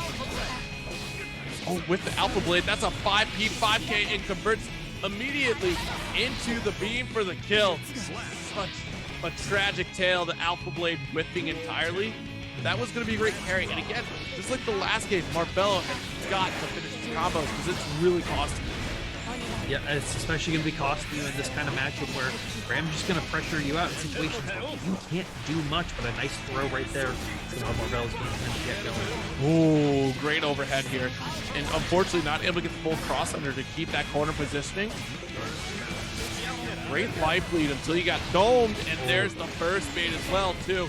Nice carry over to the corner, pin it to the wall. No, okay, no shatter quite yet. We wanted to reset for damage. Keeps him in the corner for damage. No super, but it's not gonna matter with the pixie stick of a health bar over for Marvello, allowing a Red Ditto to take that one up 1-0. It's an anytizer kind of night. Yes. Bake up your Tyson's chicken nuggets and enjoy a snack of victory here. Red Ditto's got 5 minutes left on the timer. They got to end this quick to pull it out of the oven. It's that perfect crisp factor, right? Like, right, you know, on the instructions, you got the 20 to 25 minutes that you should be baking. And depending upon the time you leave it, right? Are you more of like a 20-minute individual, or you 5? Do you like an extra crispy? I go at 23. Get the outside crispy, get the inside nice, and you know that perfect texture. Right. And it's it's a great situation that you want to be in. Just like Marvello's put themselves into a great situation to keep Red Ditto at the corner, forcing them to spin that meter on FD. So even if they find that hit, they're not able to deal the big damage. But Red Ditto gets that meter back right away. Now they get that stagger pressure. A nice recognition on the FD spacing. Use the 6H conversion right there, but Marvello still has a pixel. But not anymore after the 2K comes out. Yeah, just a complete snipe off the 2K, right? Like, just calm, cool, collected as well. Like, just, it's crazy to see the contrast of Chip zipping around everywhere, really trying to shut things down, and Ram, here's a giant. Just hold on to this. Red Ditto, like Ram herself, is keeping it cool, not showing the panic emotion. And Marvello has to force them to do something risky to get those big openings. Utilizing the stagger pressure to get the game plan going, forcing the wall break. So going to be 50 meter over on the Red Ditto. So you have to be careful. Not willing to risk it right at the wall. Yeah, and you have to be so careful here. 50% tension is available from Red Ditto. That's going to be a big call out if you leave any of these gaps. Positive bonus is gone, and you know that, quote unquote infinite, right? In the corner block string. BRC to 6K. What a call out, and does get the kill. Yeah, a great just you seeing that positive bonus and knowing, okay, it's my time. I gotta show up before we can do this in game. Keeping the pressure going on to Red Ditto and making them guess. And Marvello did a great job to keep themselves alive and make Red Ditto guess in the corner as well with these plus frames. And going for a lot of delays too on the K series, whether it be 5 or 2K. Nice 2K interrupt as well. Goes immediately into overdrive. Not going to kill, but that was a great positioning, right? Just to avoid the obstacle first. From Red Ditto, the throw will also be unburstable. Marvello putting up one on the board. Yeah, just utilizing that really early JS, to if it's not something you're prepared for, to see them press a button that early after trying to safe jump, then you're not going to expect the throw to be coming out through right there. So Marvello used a great decision to do that instead of the traditional JH or JS that you normally see from chips. That's super late, super meaty, and super safe, to use that a little bit of aggression and take that round. Another game right back at it. The pendulum doth swing. Arguably, the wheel of fate is turning. I can't even remember what the heck WNF is doing right now. It's got 2 whole sentences. The anime's gone too far. Or has it not gone far enough yet? Marvello, though, going the distance right now, putting Red Ditto into the corner, dealing a lot of risk gauge right there, but Red Ditto getting that press out and a significant on the Marvello and a tap dust RC. Keep him to the corner as well. 6H. Not out just yet. Build a little bit of life.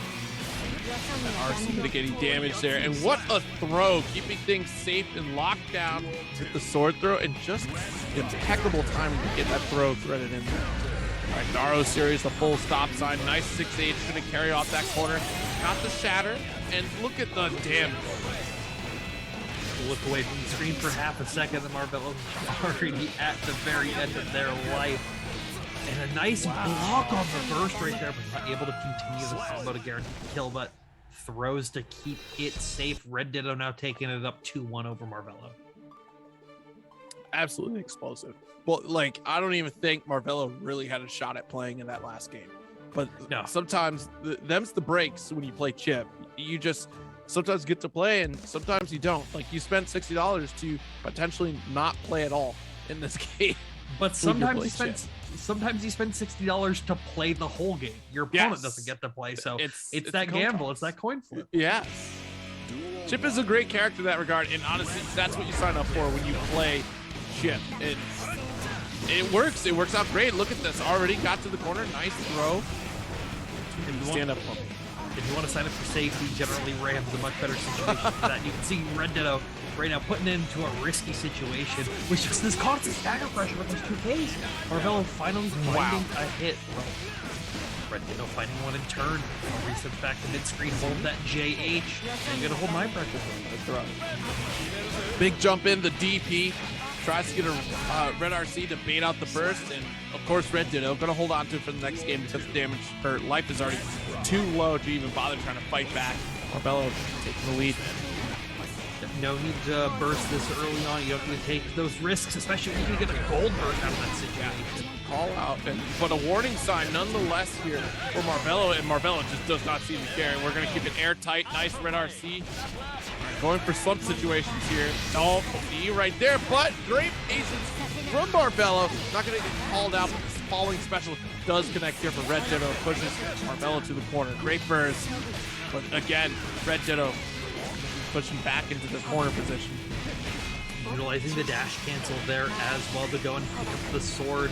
So now they're going to keep that pressure going in the corner even further, and you got to hold that strike throw. Yeah. Red Ditto now sitting on match point. Okay, nice. Jails out on the jump, and nice cross up. 5K was able to get a pickup too. Great situation for Marvello, but Red Ditto, Garo series going to push it right out of the corner. Big neutral position here. Again, Marvello still coming out swinging. It's what you got to do is Chip. Sometimes you have to take all the risks. You have to throw out those buttons and hope Red Ditto is not prepared for it. But right now, Red Ditto is just doing a really good pressure. PRC this time. That's a full risk gauge right there. And now Marvello in a one-touch situation. Potentially throw coming out though, and now burst. Survive here. Red RC, nice DP call out. Marvello finally getting the sweep. A knockdown. Oh no, got scooped up. Marvello is definitely in trouble here. Burst is still available for Red Ditto. It does get spent. Hits through the wall. Nice cross up the jump 2K as well, but not able to get it confirmed. The scramble goes in the favor of Marvello there after the 6K Red RC. 2-2 in the set. Oh my goodness, just able to bring that back from the brink of victory, willing to just take those throws, knowing that Red Ditto doesn't have the meter to spend on it to get that full conversion. So just able to see that come through again and again and again, and then finally when they got themselves into a situation, utilizing as soon as that RC came out, knowing they're going to overhead DP out of that. The one option that you have to get out of that situation, they were able to call it from the get-go. I'm not even sure if Marvello was comfortable just taking the throw, right? Just like a happenstance out of, the risk of trying to get in that close range regardless, because Marvello has been getting lucky in some of these situations in regards to trying to finish out combos. Great throw on Red Ditto here. Let's see. I mean, Marvello's feeling themselves right now. The momentum has definitely swung into their favor, and right now Red Ditto is just trying to turn it back into theirs.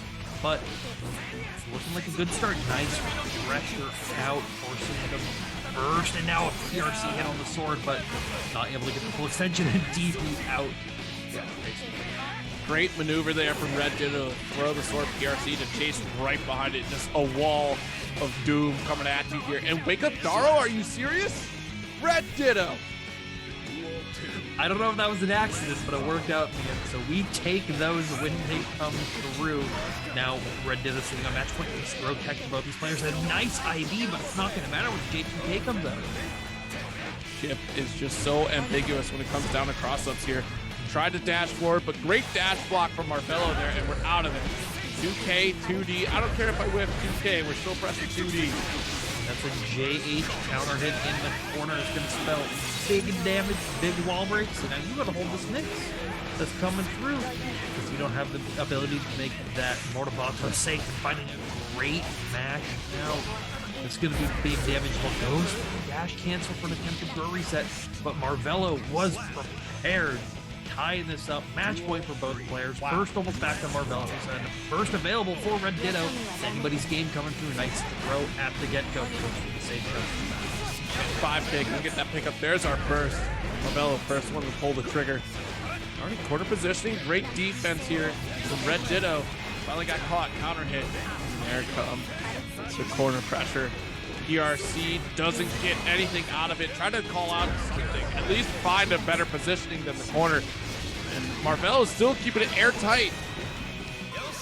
Sometimes you just gotta slow down time using the PR so that you fall to read that situation from Marvelo's end.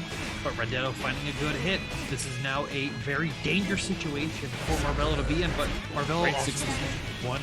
That's it actually. Oh my goodness. Red Ditto is able to take that one 3-2, immediately getting off the sticks right there to go get the nuggets out of the oven. And they're able to be moving on forward. They still got a bit of they got to go through Nero coming up next on that loser side bracket.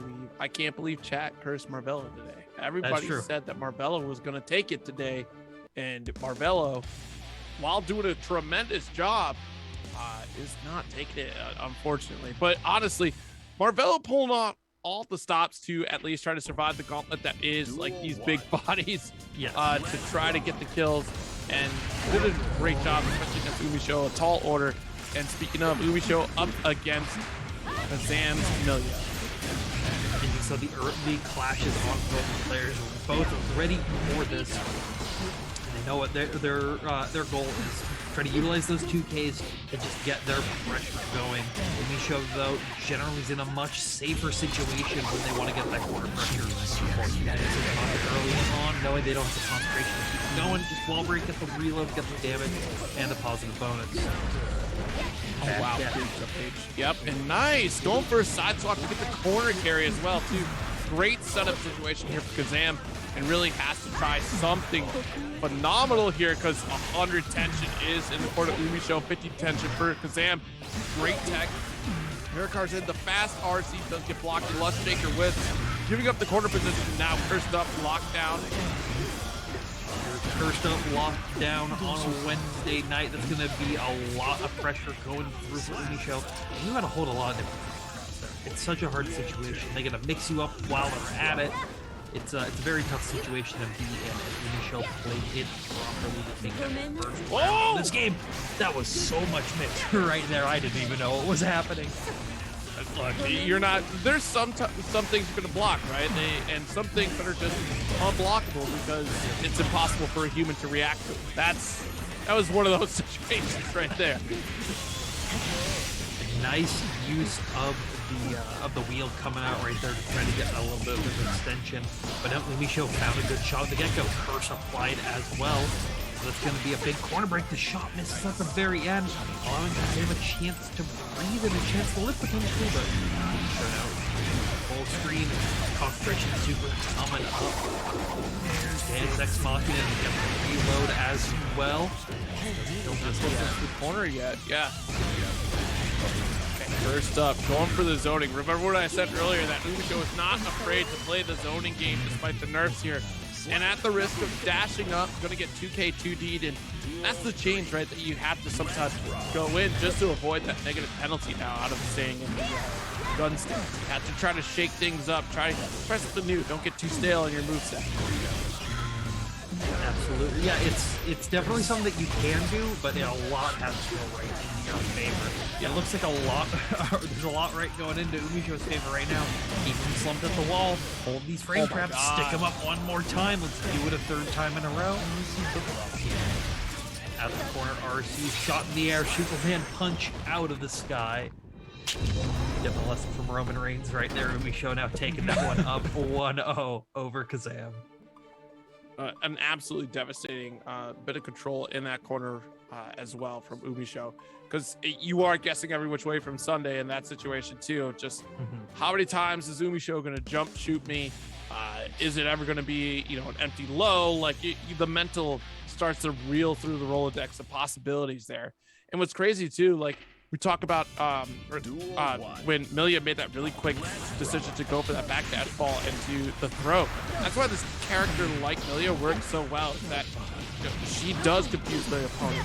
She opens you up with her great movement tools and despite her having low health, she can be really effective because she's difficult to pin down, or at least chase around the screen here. And Ubisho is doing a great job defensively. Just some of these wild situations that Kazam has been representing tonight have been phenomenal, and Ubisho finally gets it. You're going to get a shatter. Yeah, it's definitely been, you know, it's been sort of Kazam's game from the get-go, but Ubisho finds one or two great hits, and that turns the tides into their favor. You can already see before the get-go with positive bonus, trying to use the BRC to mix so no from the block string. You've got a whole, like I said, that's like 4 frame traps in a row that you're messing on. And there's delays to it to make it even harder. It's a very, very scary situation to be in for really anyone, especially for a character like Millia, who will get hurt after a couple hits. So the hits that is on, you have to keep them across the field. Grip of damage right there. There's the positive. We're still chasing. Got the knockdown as well. Called out the burst a mile away. I smelled that bratwurst of cooking on the grill right there. It's no, I'm not taking that burst any day. Yeah, just doing a great job, just keeping it really, really safe. You know, Kazam has to burst there. They have to try to burst in somewhere in that situation, whether it be, you know, a traditional burst or gold burst, just to get Ubisho to go out. And Ubisho is also fine with them just mashing 2P out right there.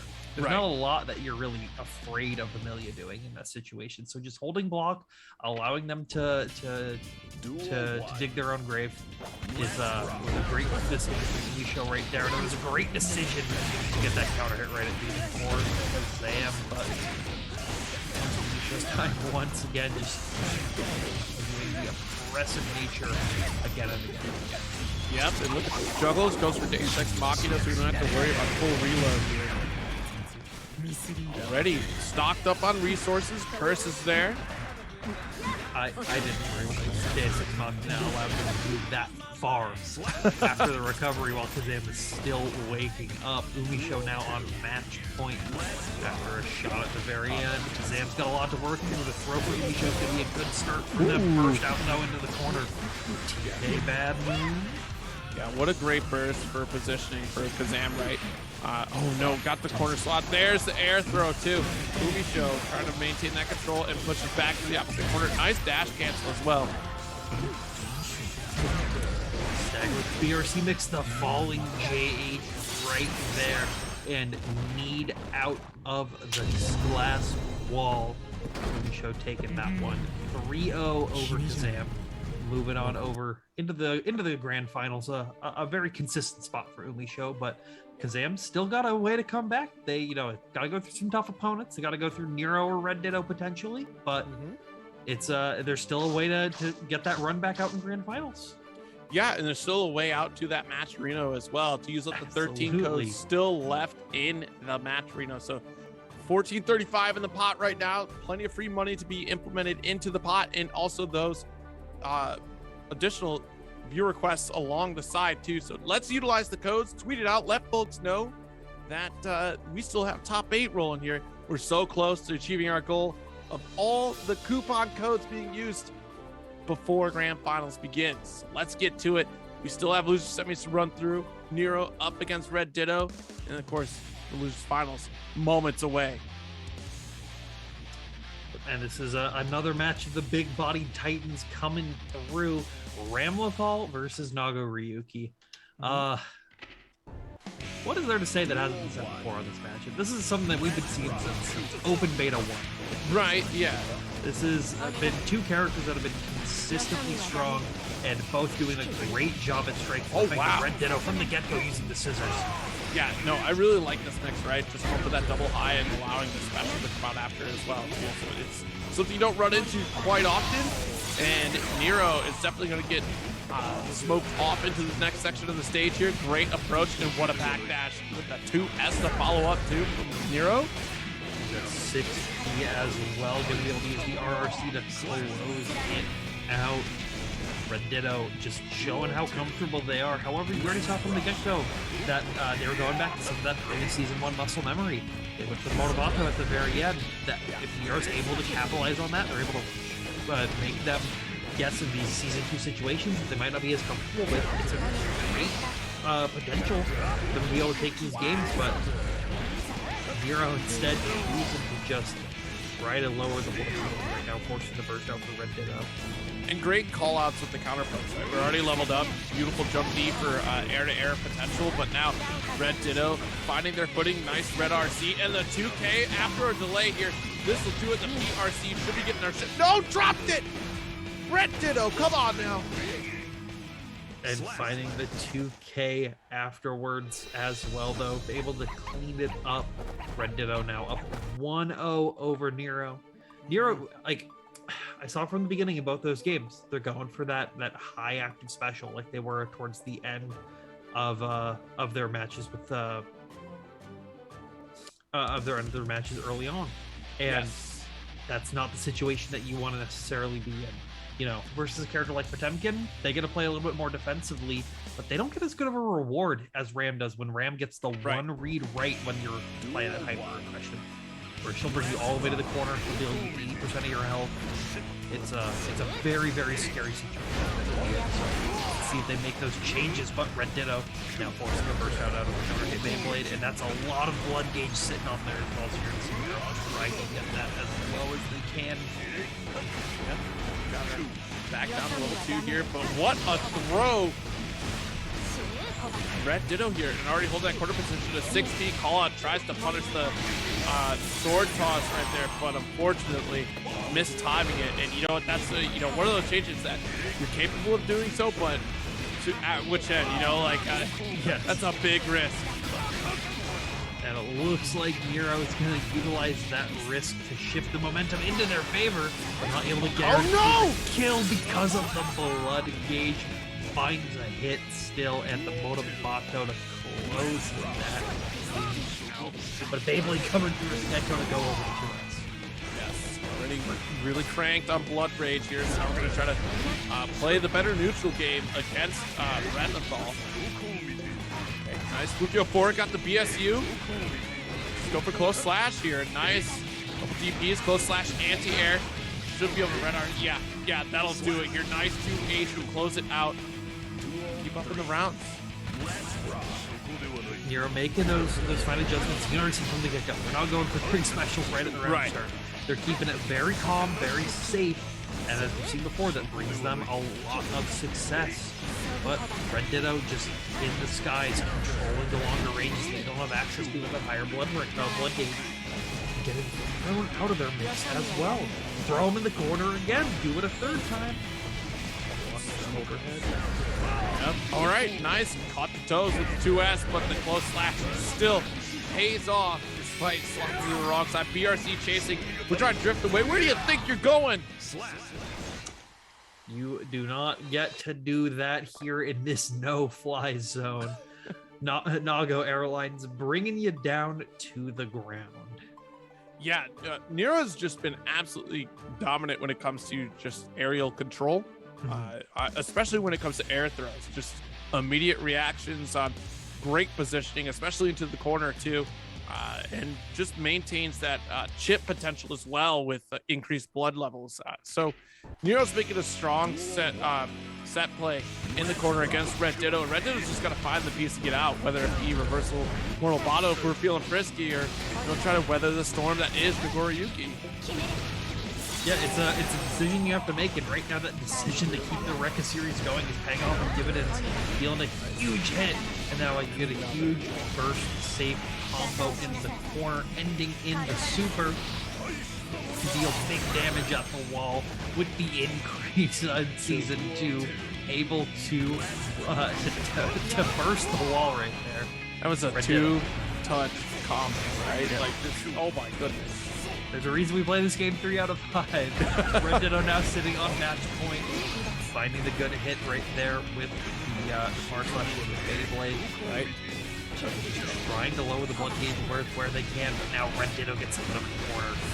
Yeah, Rekka series here, not going to cancel because of the explosion. We're already pushed into the corner here, and 6 feet does get blocked. Nice jump HS, but still Red Ditto pressing buttons against Nero. Nero passes 6 feet, nice Beyblade as well too. One more touch to do it here, but the bar slash works out. Nice push to the corner to pick up our sword here. Very lucky right there, because that was a throw opportunity for Nero. Yep, they were able to get that right read on there. And now utilizing the far slash after the 5E, trying to set up for a tech throw, and Red Ditto doesn't rip the thought. They're able to just close out the round. It's a great starter, but not able to finish it out. The 6H whiffs. You don't have that level 2 blood gauge just yet. So now Red Ditto gets to start their pressure again. Okay, 2K, 2D, nice pin to the wall. And I love these RCs to slow things down for Nero, and then just be able to get the interrupts. Nice. Gonna get our shatter, positive bonus as well. Don't forget MBMR, nice jump out. Away for the BSU, great throw on the punish. Goes for the scissors, but the Beyblade able to interrupt the sword toss. A beautiful burst here. Tries to find the spacing, but Red Ditto is relentless. They smell blood in the water. They want to move on to the finals, but whiff throw won't do it. And a whiff BSU also won't do it. 2K 2D for Red Ditto, getting a 3-0 victory over Nero to move on to this losers finals. God, that last game I really didn't feel like anything we saw from those two players in that whole set. It was just scramble after scramble after scramble. Yeah. And Red Ditto was just able to keep it calm, just recognize that if they do anything risky, they're risking that blood gauge pop, and that's still a win into their favor. I think Red Ditto definitely capitalized a lot more on damage opportunities than what Nero was capable of. Just some really awkward interactions or even trading out, but I guess we're going back into it for another one. Yep. Cool. Well, we got to see more fantastic Ramlethal versus Nagarita action here. Finding a nice hit with 6H at the wall with the dash cancel. Are they really playing another one? That's, Apparently. I guess they didn't keep count. Like, Okay. it's just they wanted It is on. Run it back, dude. Run it back. Run it back. run it back. That didn't Run it actually back. happen. You know, I don't blame him. I really don't. I love it. It is a great set too. Just the back and forth, especially the strength and power of both of these characters too. Like just how much damage. And for that one set, I don't think we realized that 2-touch happened, and we actually got it perfect. I think Nero's feeling some type of way about that one. Yeah. This isn't tournament anymore. This is a grudge match. We're getting this through. We're running the first to 10. And we're finding good hits, actually. Oh my goodness. All right, nice. Got our DP. Yeah, please don't get 4-0 in a first to 3. Yeah. Orko Bato check with the red RC right there. Good patience. Holding swords. Nice throw take as well. Nice class. I tell you, Series E competitors out here just continue to show the strength that they have, why they have the qualifications that they have here. Scissors falling down, but the Beyblade can come and call it out. Of course it's gonna go to the last round. Why wouldn't it? Why wouldn't it? Oh, Some JH right there. I think the fatigue right there to control the pressure of a lot of what Nago is just trying to spit out in midstream. It's a really good adaptation. Unfortunately, with adaptation, you're not too much longer. I'm almost second guessing myself. Like, did we miss something? Like, was there actually a game that NBN won and we're just completely missed it? Someone check the VODs real quick. Okay, but it's over now. It is done. Yep. That was cute, but it's over.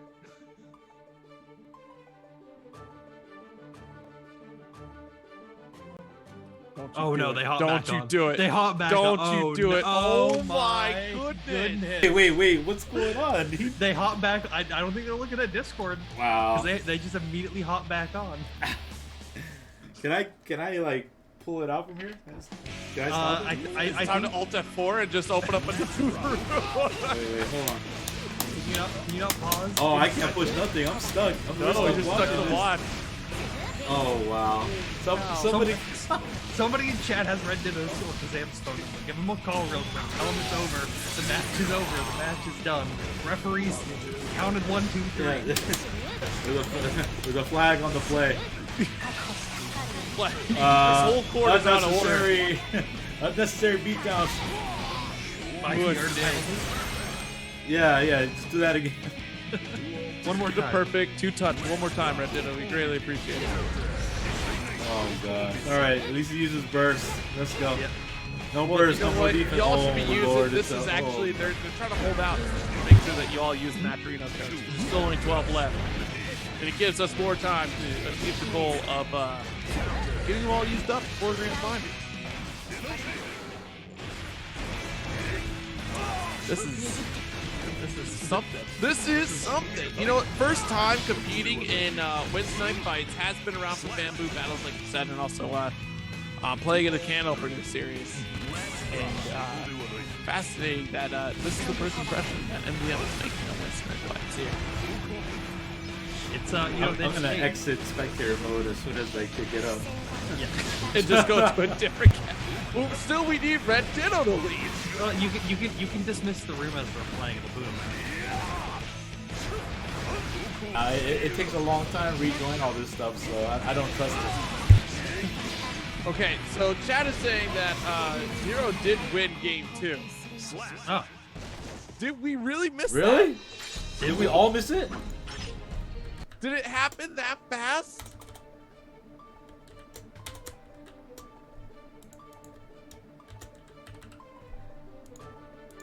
Oh my Really? It's heavens. 2-2? Well, That now was it's game 5? 3-2, right? Because Nero just won? Okay, were we Yeah. wrong? We're gonna have to check the tapes here. yeah. Huh. Huh. So Nero won. I swear that was Yeah, we I need don't- to. I don't know. I- We need to check I- that out. I don't even remember like. y'all got me. Yeah. Oh man. Yeah. I swore it was like 3. It was a 3-0. Yeah. I swore it was 3-0. Like the entire chat is confused except one person. I'm not gonna lie, I was a DNF training. You just have to say DNF, huh? Wow, really? That was super fast. If that happened that fast and we missed the game, could it be? Yeah, that well- could be quite possible. See, if it was just me, I'd get, but it's 3 people. It's okay, all but 3 we of us. got the clip. We got the clip. We got the clip? The victory. So You got the clip? we have Where's the video clip? evidence. Oh. Okay. Oh, okay. Hold on. I'm gonna. Blinked and we missed it. That really happened. Sorry, folks. Thanks, chat, for keeping us honest here. Yeah. Let's kill to your stride. Some of these games Guilty go Gear so quick Strive. you forget them. Okay, yeah. So I'm looking at it where it's 2-0. Okay, and then.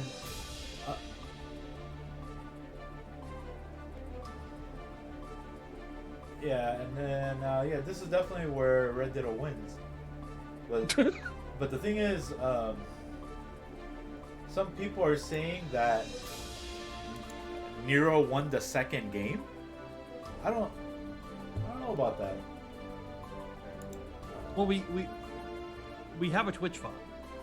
We're on it right now. Well, we would have to end it to watch it, though. No, you Twitch VODs can be viewed live.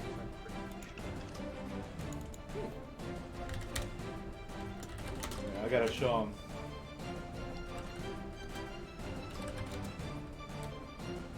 Yeah, players can also check replay history, but MBN says that they won game 2. Yeah, well, no, MBN we gotta make sure because this is yeah. Nero's first tournament here, I guess, in top 8. So Yes. we gotta do the due diligence here and search it right. So Exactly. okay, so let's see here. All right, hold on. Our social media manager is checking the tapes because if I do it, you guys gonna listen to everything. Okay. yeah. Just stand by. Before we move forward, there is a prize bonus, so this matters. We got to do our Yes. due diligence, okay? So Yes. I'll throw it over to you guys while I'll figure out what's going on. Sure. Yeah. So, wow. No, Neubenheimer is no, officially how you pronounce the name. he Nero won. Nero won. Okay. They won game 2. Oh, okay. Okay. So we all missed it. Dome. Wow. You know what? I've never seen that happen where even chat was mixed on Yeah. what actually happened, too. My goodness. Nubenheimer, I apologize. I couldn't put it together, but you know what? Now that you say it, it makes sense. It's not Nero, it's Nubenheimer. Nubenheimer. I was just thinking like the Melty Blood character Nervin Quasar that everybody just calls Nero. Yeah, yeah, lot of and letters, that's just, what Light did in the pool play. So I was just listening to the stream. I was like, I guess I will also call Nubenheimer Nero as well. But Nubenheimer makes sense. Yeah, Nubenheimer came in, called us all out, and yeah, Nubenheimer won 3-2. Yeah. Right? Yeah. Yeah. All right. So when you guys check out the VOD later on, whoever sees the YouTube VOD, we're sorry. I'm sorry. We're all sorry. But Nubenheimer moves forward. So thank you guys for the patience on reviewing the tapes. Now we can proceed with the tournament. Yes. Well, that was a first for me, honestly. Yeah, same. But same. yeah, and you know, powers of modern technology, we were able to look back, check out the tapes, confirm who actually won, because it was definitely important for sure. But at least we got to see the full set in its entirety. We didn't end up, kind of calling it and screwing things up. So cool. We're all good here. We're able to move on to the next match in the bracket, which is going to be our losers finals. It'll be Kazam up against Nubenheimer. And Milia out at it again, trying to cause trouble. And actually, Kazam is the one, if y'all forgot, because we clearly forgot that Nubenheimer won the game. Kazam was the one that knocked Nubenheimer into losers. So let's see if we get that repeat performance. It was a 3-2 in the first round of winners. Now already caught in this corner situation. It was one of those sets where it was back and forth the entire way. Exactly. So this is anyone's game going into this. But Kazam, they want that run back against Misha. They want to take that title a little bit. But let's see if they're able to throw for the good start. Now time to mix. Wow. Same side high. Yep. Side swapping, going for an air throw, and Nubenheimer just comes up empty. Beautiful 6P. Red RC trying to get the finish right there. 2K2D. And the tap thrust in that situation. What a great decision. Try to blow that mental stack up early. Right? Because they've been getting a little bit of mental damage from the get-go. Just staying in the air, trying to recollect their thoughts, finds a good hit on the Nice. Brings it down and is able to carry over to the corner with some disc Oki as well, too. Keeps it up with a double high, and Nubenheimer going for the burst. And again, nice interrupt, 2K. Not going to let Kazam get the throw set up. 6-8 tries to go for the command throw. Winger comes out and brings him down. Nice throw tech over there, though. PRC with the cross-up JK coming out. And now allowing first up for Milia. Oh, wow. Delay on the hair card, too, to get the low and miss the dust, and that will cost you first game for Noob. Nubenheimer feeling good about that. Just able to recognize the scramble at the very end, recognize the drop, confirm the kill. And, Kazam, like I said, probably still a little bit of mental damage from that last game, and it just kept it going further and further on. Right. Yeah, it's interesting, too, especially the conscious decision to go for tap dust right in Milia's face, which he could have dashed up, grabbed, could have interrupted with another button, too. So... oh wow! 2K2D's training for these players. Nice match out over and another Beyblade coming through. And a bad burst. This is gonna be bad damage. But Nubenheimer realizing not bad combo because of the 20 situation at the time. Now they have the whole mixed K-Bad pick up the wall. Right there, nice. Oki set up as well, too, for off the throw. Couple highs as well. Gonna get our winger combo here. Up in the skies, back to the ground. You now have to hold this mix. Nice block on the overhead right there. And finding a low slash between the gaps that Nubenheimer continuing to bring this into their favor, but it's not out. Wow. Take it to this guy's beautiful. Oh no. Yeah, it's a beautiful combo. It has the Blood Rage. That's the perfect opportunity to Blood Rage. When they're stuck to the wall, that happened in the previous set where Nubenheimer got punished for it by Red Ditto, where they were just too high off the wall and the Blood Rage didn't come out fast enough. Nubenheimer also in trouble right now, caught low. This couple highs for your PRC to continue pressure and still blocking high. This is a repeat of that last game. You saw Nubenheimer just automatically going to block high through the entirety of it. Tries to tap us again because Arce saved him. But yeah, you saw Nubenheimer just blocking high over and over and over again. It's into that same situation. As Kazam gets in there, they're blocking high, and there finds a hit at the tail end of it, getting burst back as well. Kazam spin the momentum going into their favor and not allowing. Absolutely. Wow. Yeah, beautiful air throw from Nubenheimer here. Now already pressing towards that corner situation, trying to poke from afar. Recognizing the clash and just immediately FDs. I mean, the reactions from Nubenheimer are absolutely insane, especially being able to air throw as consistently as they have been. Okay, nice forward jump and the bravery here in the corner, but gonna get blown up. Unfortunately, we don't get to see the bravery of the defense, highs only. There's the low from Kazam, able to get that shatter. Forward, tries to air throw, just jumps out of it. No full punish. Uses the air to keep themselves safe. Now you have to hold the distance in. Goes low this time, and then protect, but a blood gate comes out. Block, able to block again. I'll try to go for an air throw. Unfortunate. Gold burst does get blocked out. The close slash gets the W for Kazam, and it's one apiece. For sure, one apiece. For sure. We are both counting. here. We're both counting this time. I have a finger up for each player. Yeah, a really good, like I said, this is just like the first games they were playing in this top 8. Just constantly back and forth, just constantly trading those blows, trading momentum swings. One thing that we've been seeing, that Nubenheimer has been doing it between game in and game out is, I think, like what we've been saying, they're pulling out new tricks out of the party house. They're showing off these crazy things that we're not expecting them to be doing, or anyone to be doing. But it seems towards the end of this top 8, they're running out. They're kind of having to cycle back to a couple of things. So one of the things that Kazam is prepared for it. Blocks and prepared for Lilia pressure. Right? That it could smell danger for them. Finds a hit with the rose. Okay, nice. Back on time, TK as well. Gonna get our Oki is on top of it.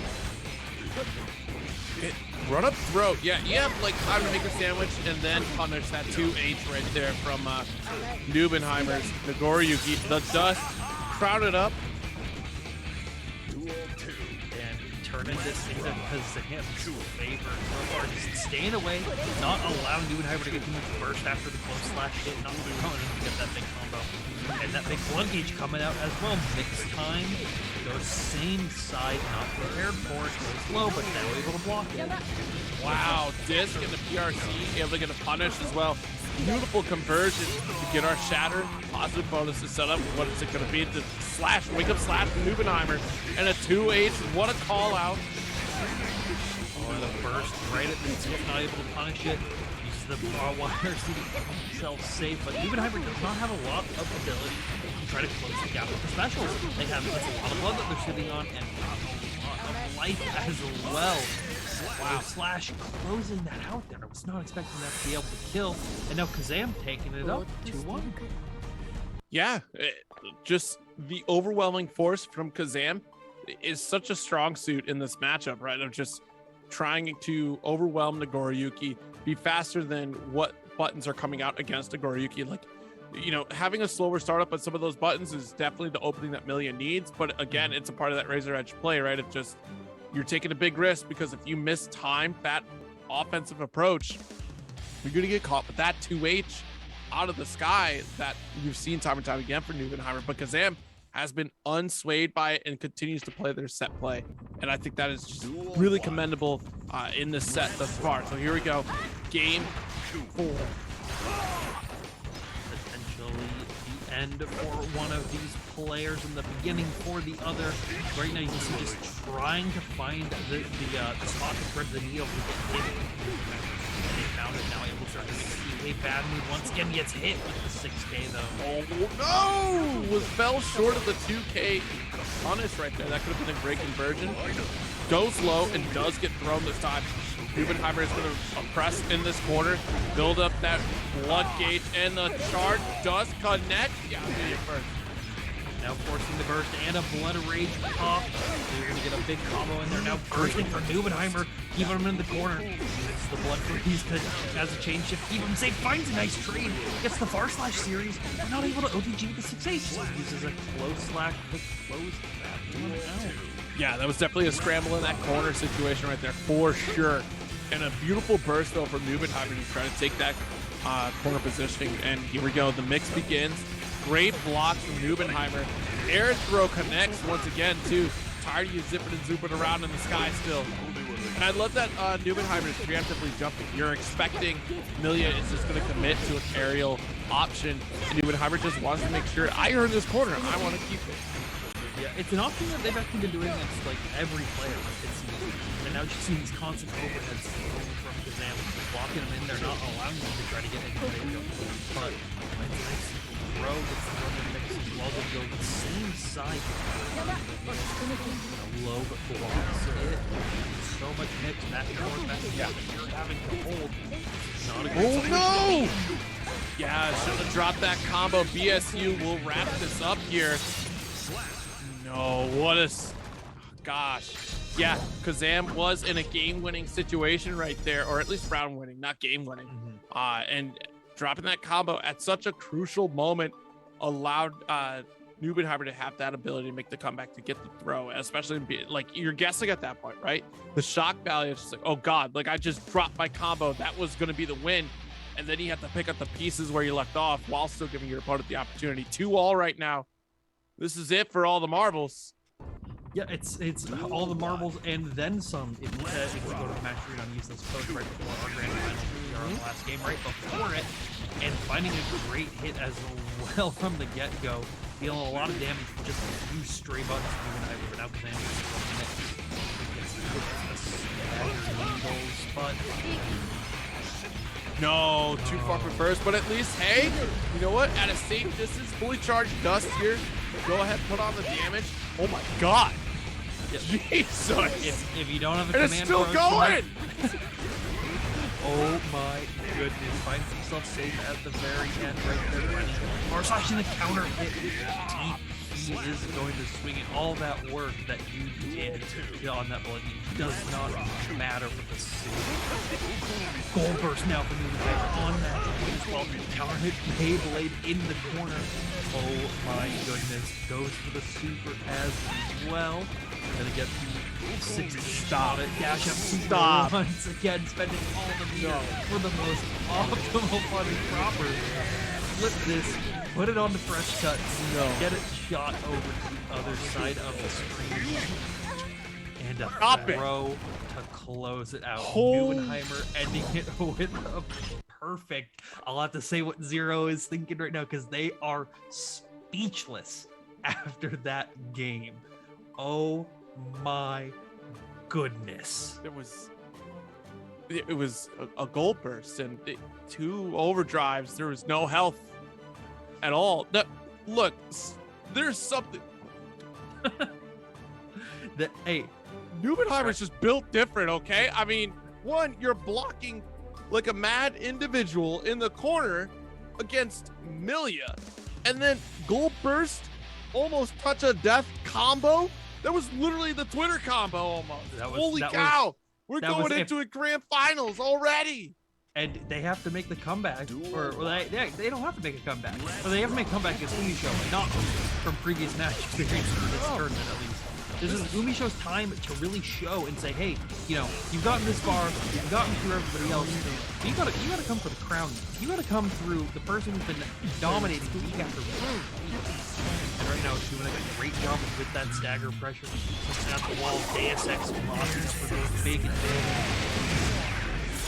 Bubenheimer with only a sliver of health left and a bunch of resources at hand. At the get-go, going to be a great start. The R2 combo going. Slash, got our shatter right back at you too. Positive is still building up here for Ubisho. PRC in front of a clone and a PRC to chase. The Beyblade lets it rip. The PRC chased out and the trip guard. Brilliant decision there from Nubenheimer. Oh, you jumped? All right, I guess I win. Nubenheimer is thinking on another level right now. Using Beyblade early on, forces the burst out, which makes that one rise up, and now it's going to pick them all the way into the corner, forcing the wall break.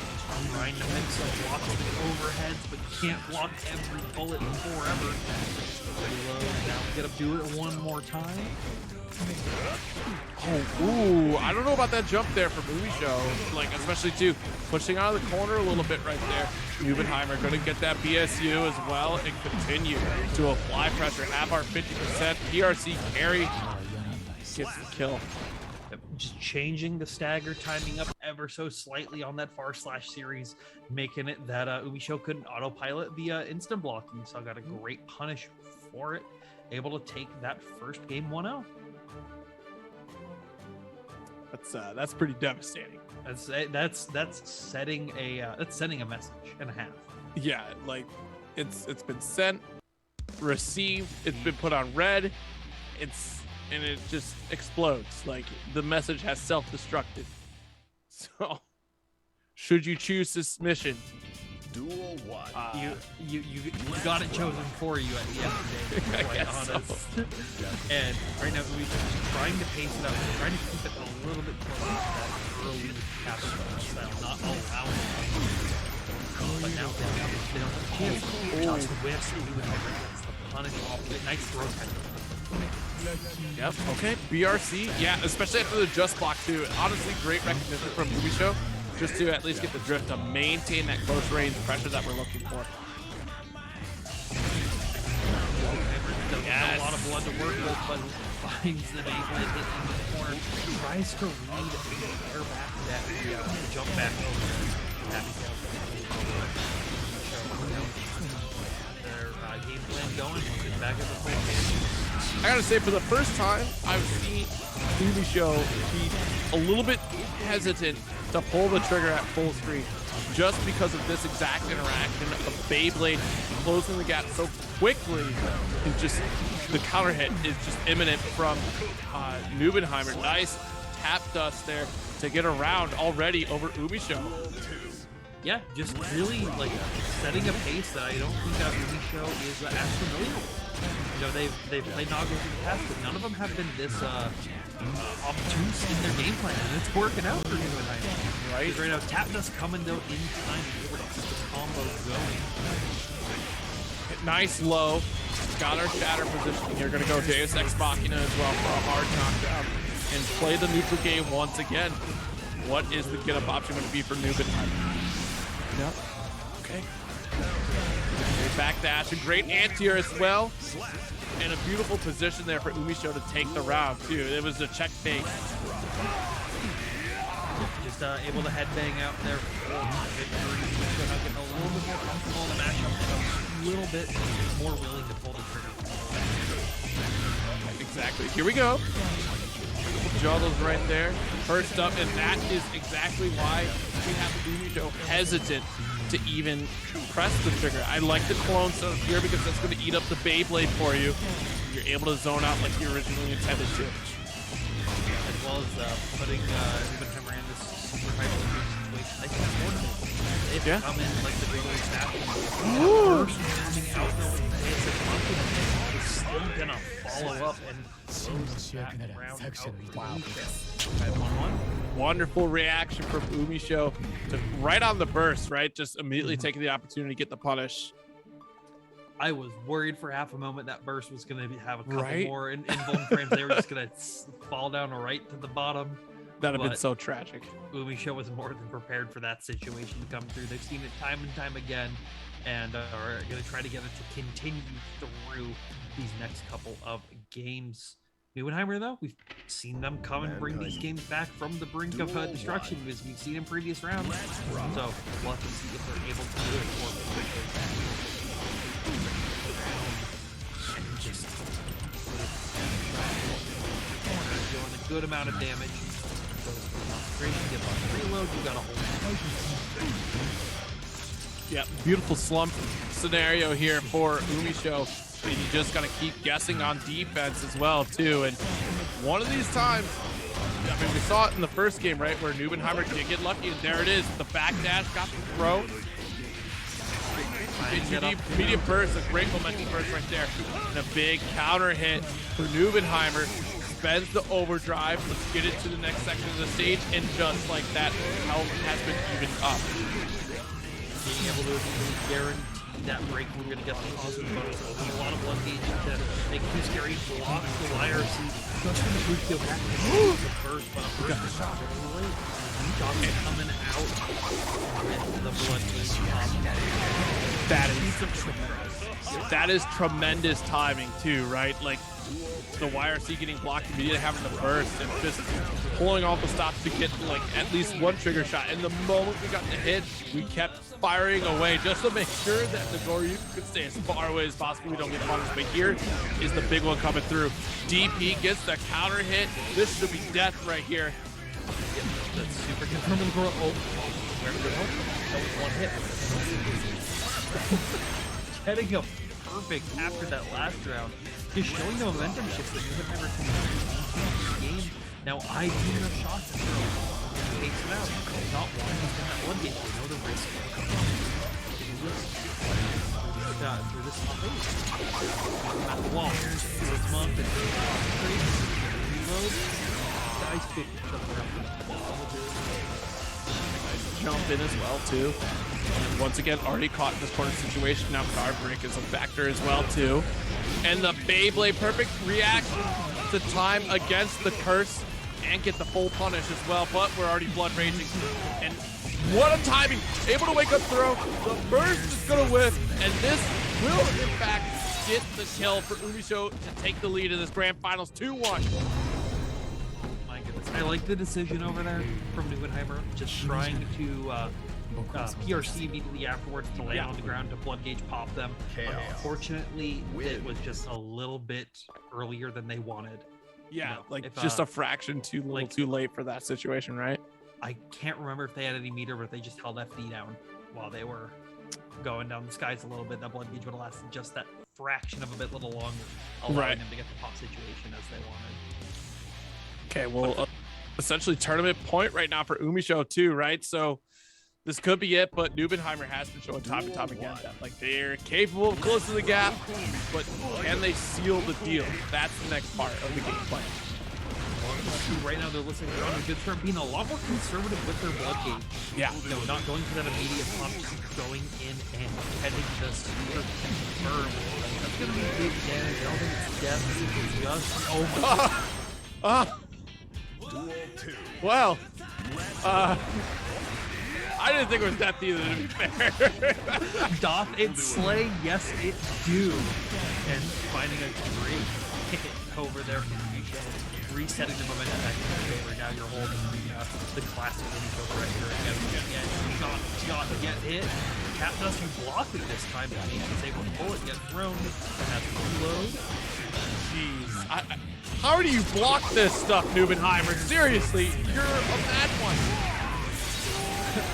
They found their the opportunity to not block it, got hit. Tactical roll in, block the YRC, just walking forward, trying to make the first there, and now Umisho tying it up. Now tournament point. But Nubenheimer has done it again and again, and we could see it right here. Fighting early on, just trying to get the grab out. It's gonna be taken up now. Got concentration and bullets on top of it as well. Jump in once again, BRC. Jeez, honestly, the APMs for Umisho never ceases to amaze. All right, nice jump out, but PRC has to be so careful. Great tech. And great patience at that, too, right? Expecting the Beyblade. Nice strip guard as well. Momentum first. Nubenheimer has been going for that same JD so much that he's not found success over the night. The results they want, and now with a lot of blood gauge as well, it's Umisho's time to take it going. A nice backdash on 2S. And That'll do it. That'll do it.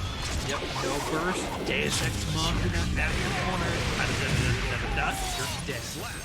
Umisho takes that 3-1 over Nubenheimer. Able to close out that grand finals. No reset needed. Keeps the crown. Chaos. And it was so scary to, like, seriously, the almost mental awareness, right, of just, you made the approach, you realized that perhaps you might overextend in a situation, in that backdash, what to call it, because for sure, like, I feel like I've seen Umisho continue that pressure in other situations against other players, that I have the right of way in this interaction, but in that very split second moment to be like, you know what, actually let me pull back just to avoid the 2S was such a great moment in that play, just a reactionary moment. And while it seemed like a very little interaction, that was probably the big interaction that won Umisho that round at the very least, because had the 2S hit, that could have been death for Umisho, and then we'd have a completely different story. But a great series of games between both players, and Umisho taking, honestly, Nubenheimer, tremendous showing for their first Weds Night Fights top 8. So hopefully we see them come back for another shot at Series E pop bonuses as well. So that's going to be tremendous here. A great top 8, Tabby. So thank you for having me and being a part of it. Thank you for having me on as well. You know, always love to be around here. Always love to see these insane games that are happen at every WNF. There's always something that blows my mind every week. Yes, every single week. Yeah, absolutely. I mean, it's some prolific competition that we do see out here, but that's going to do it for us tonight. We'll stick around because Vi is definitely going to have some fun facts to share, and of course, Series E tomorrow as well. So do tune in for more Guilty Gear Strive, along with the Plus R bracket as well, hosted by Light the Iron Man. You can tune in for that one. And until next week, later days, everybody. Thank you, everyone.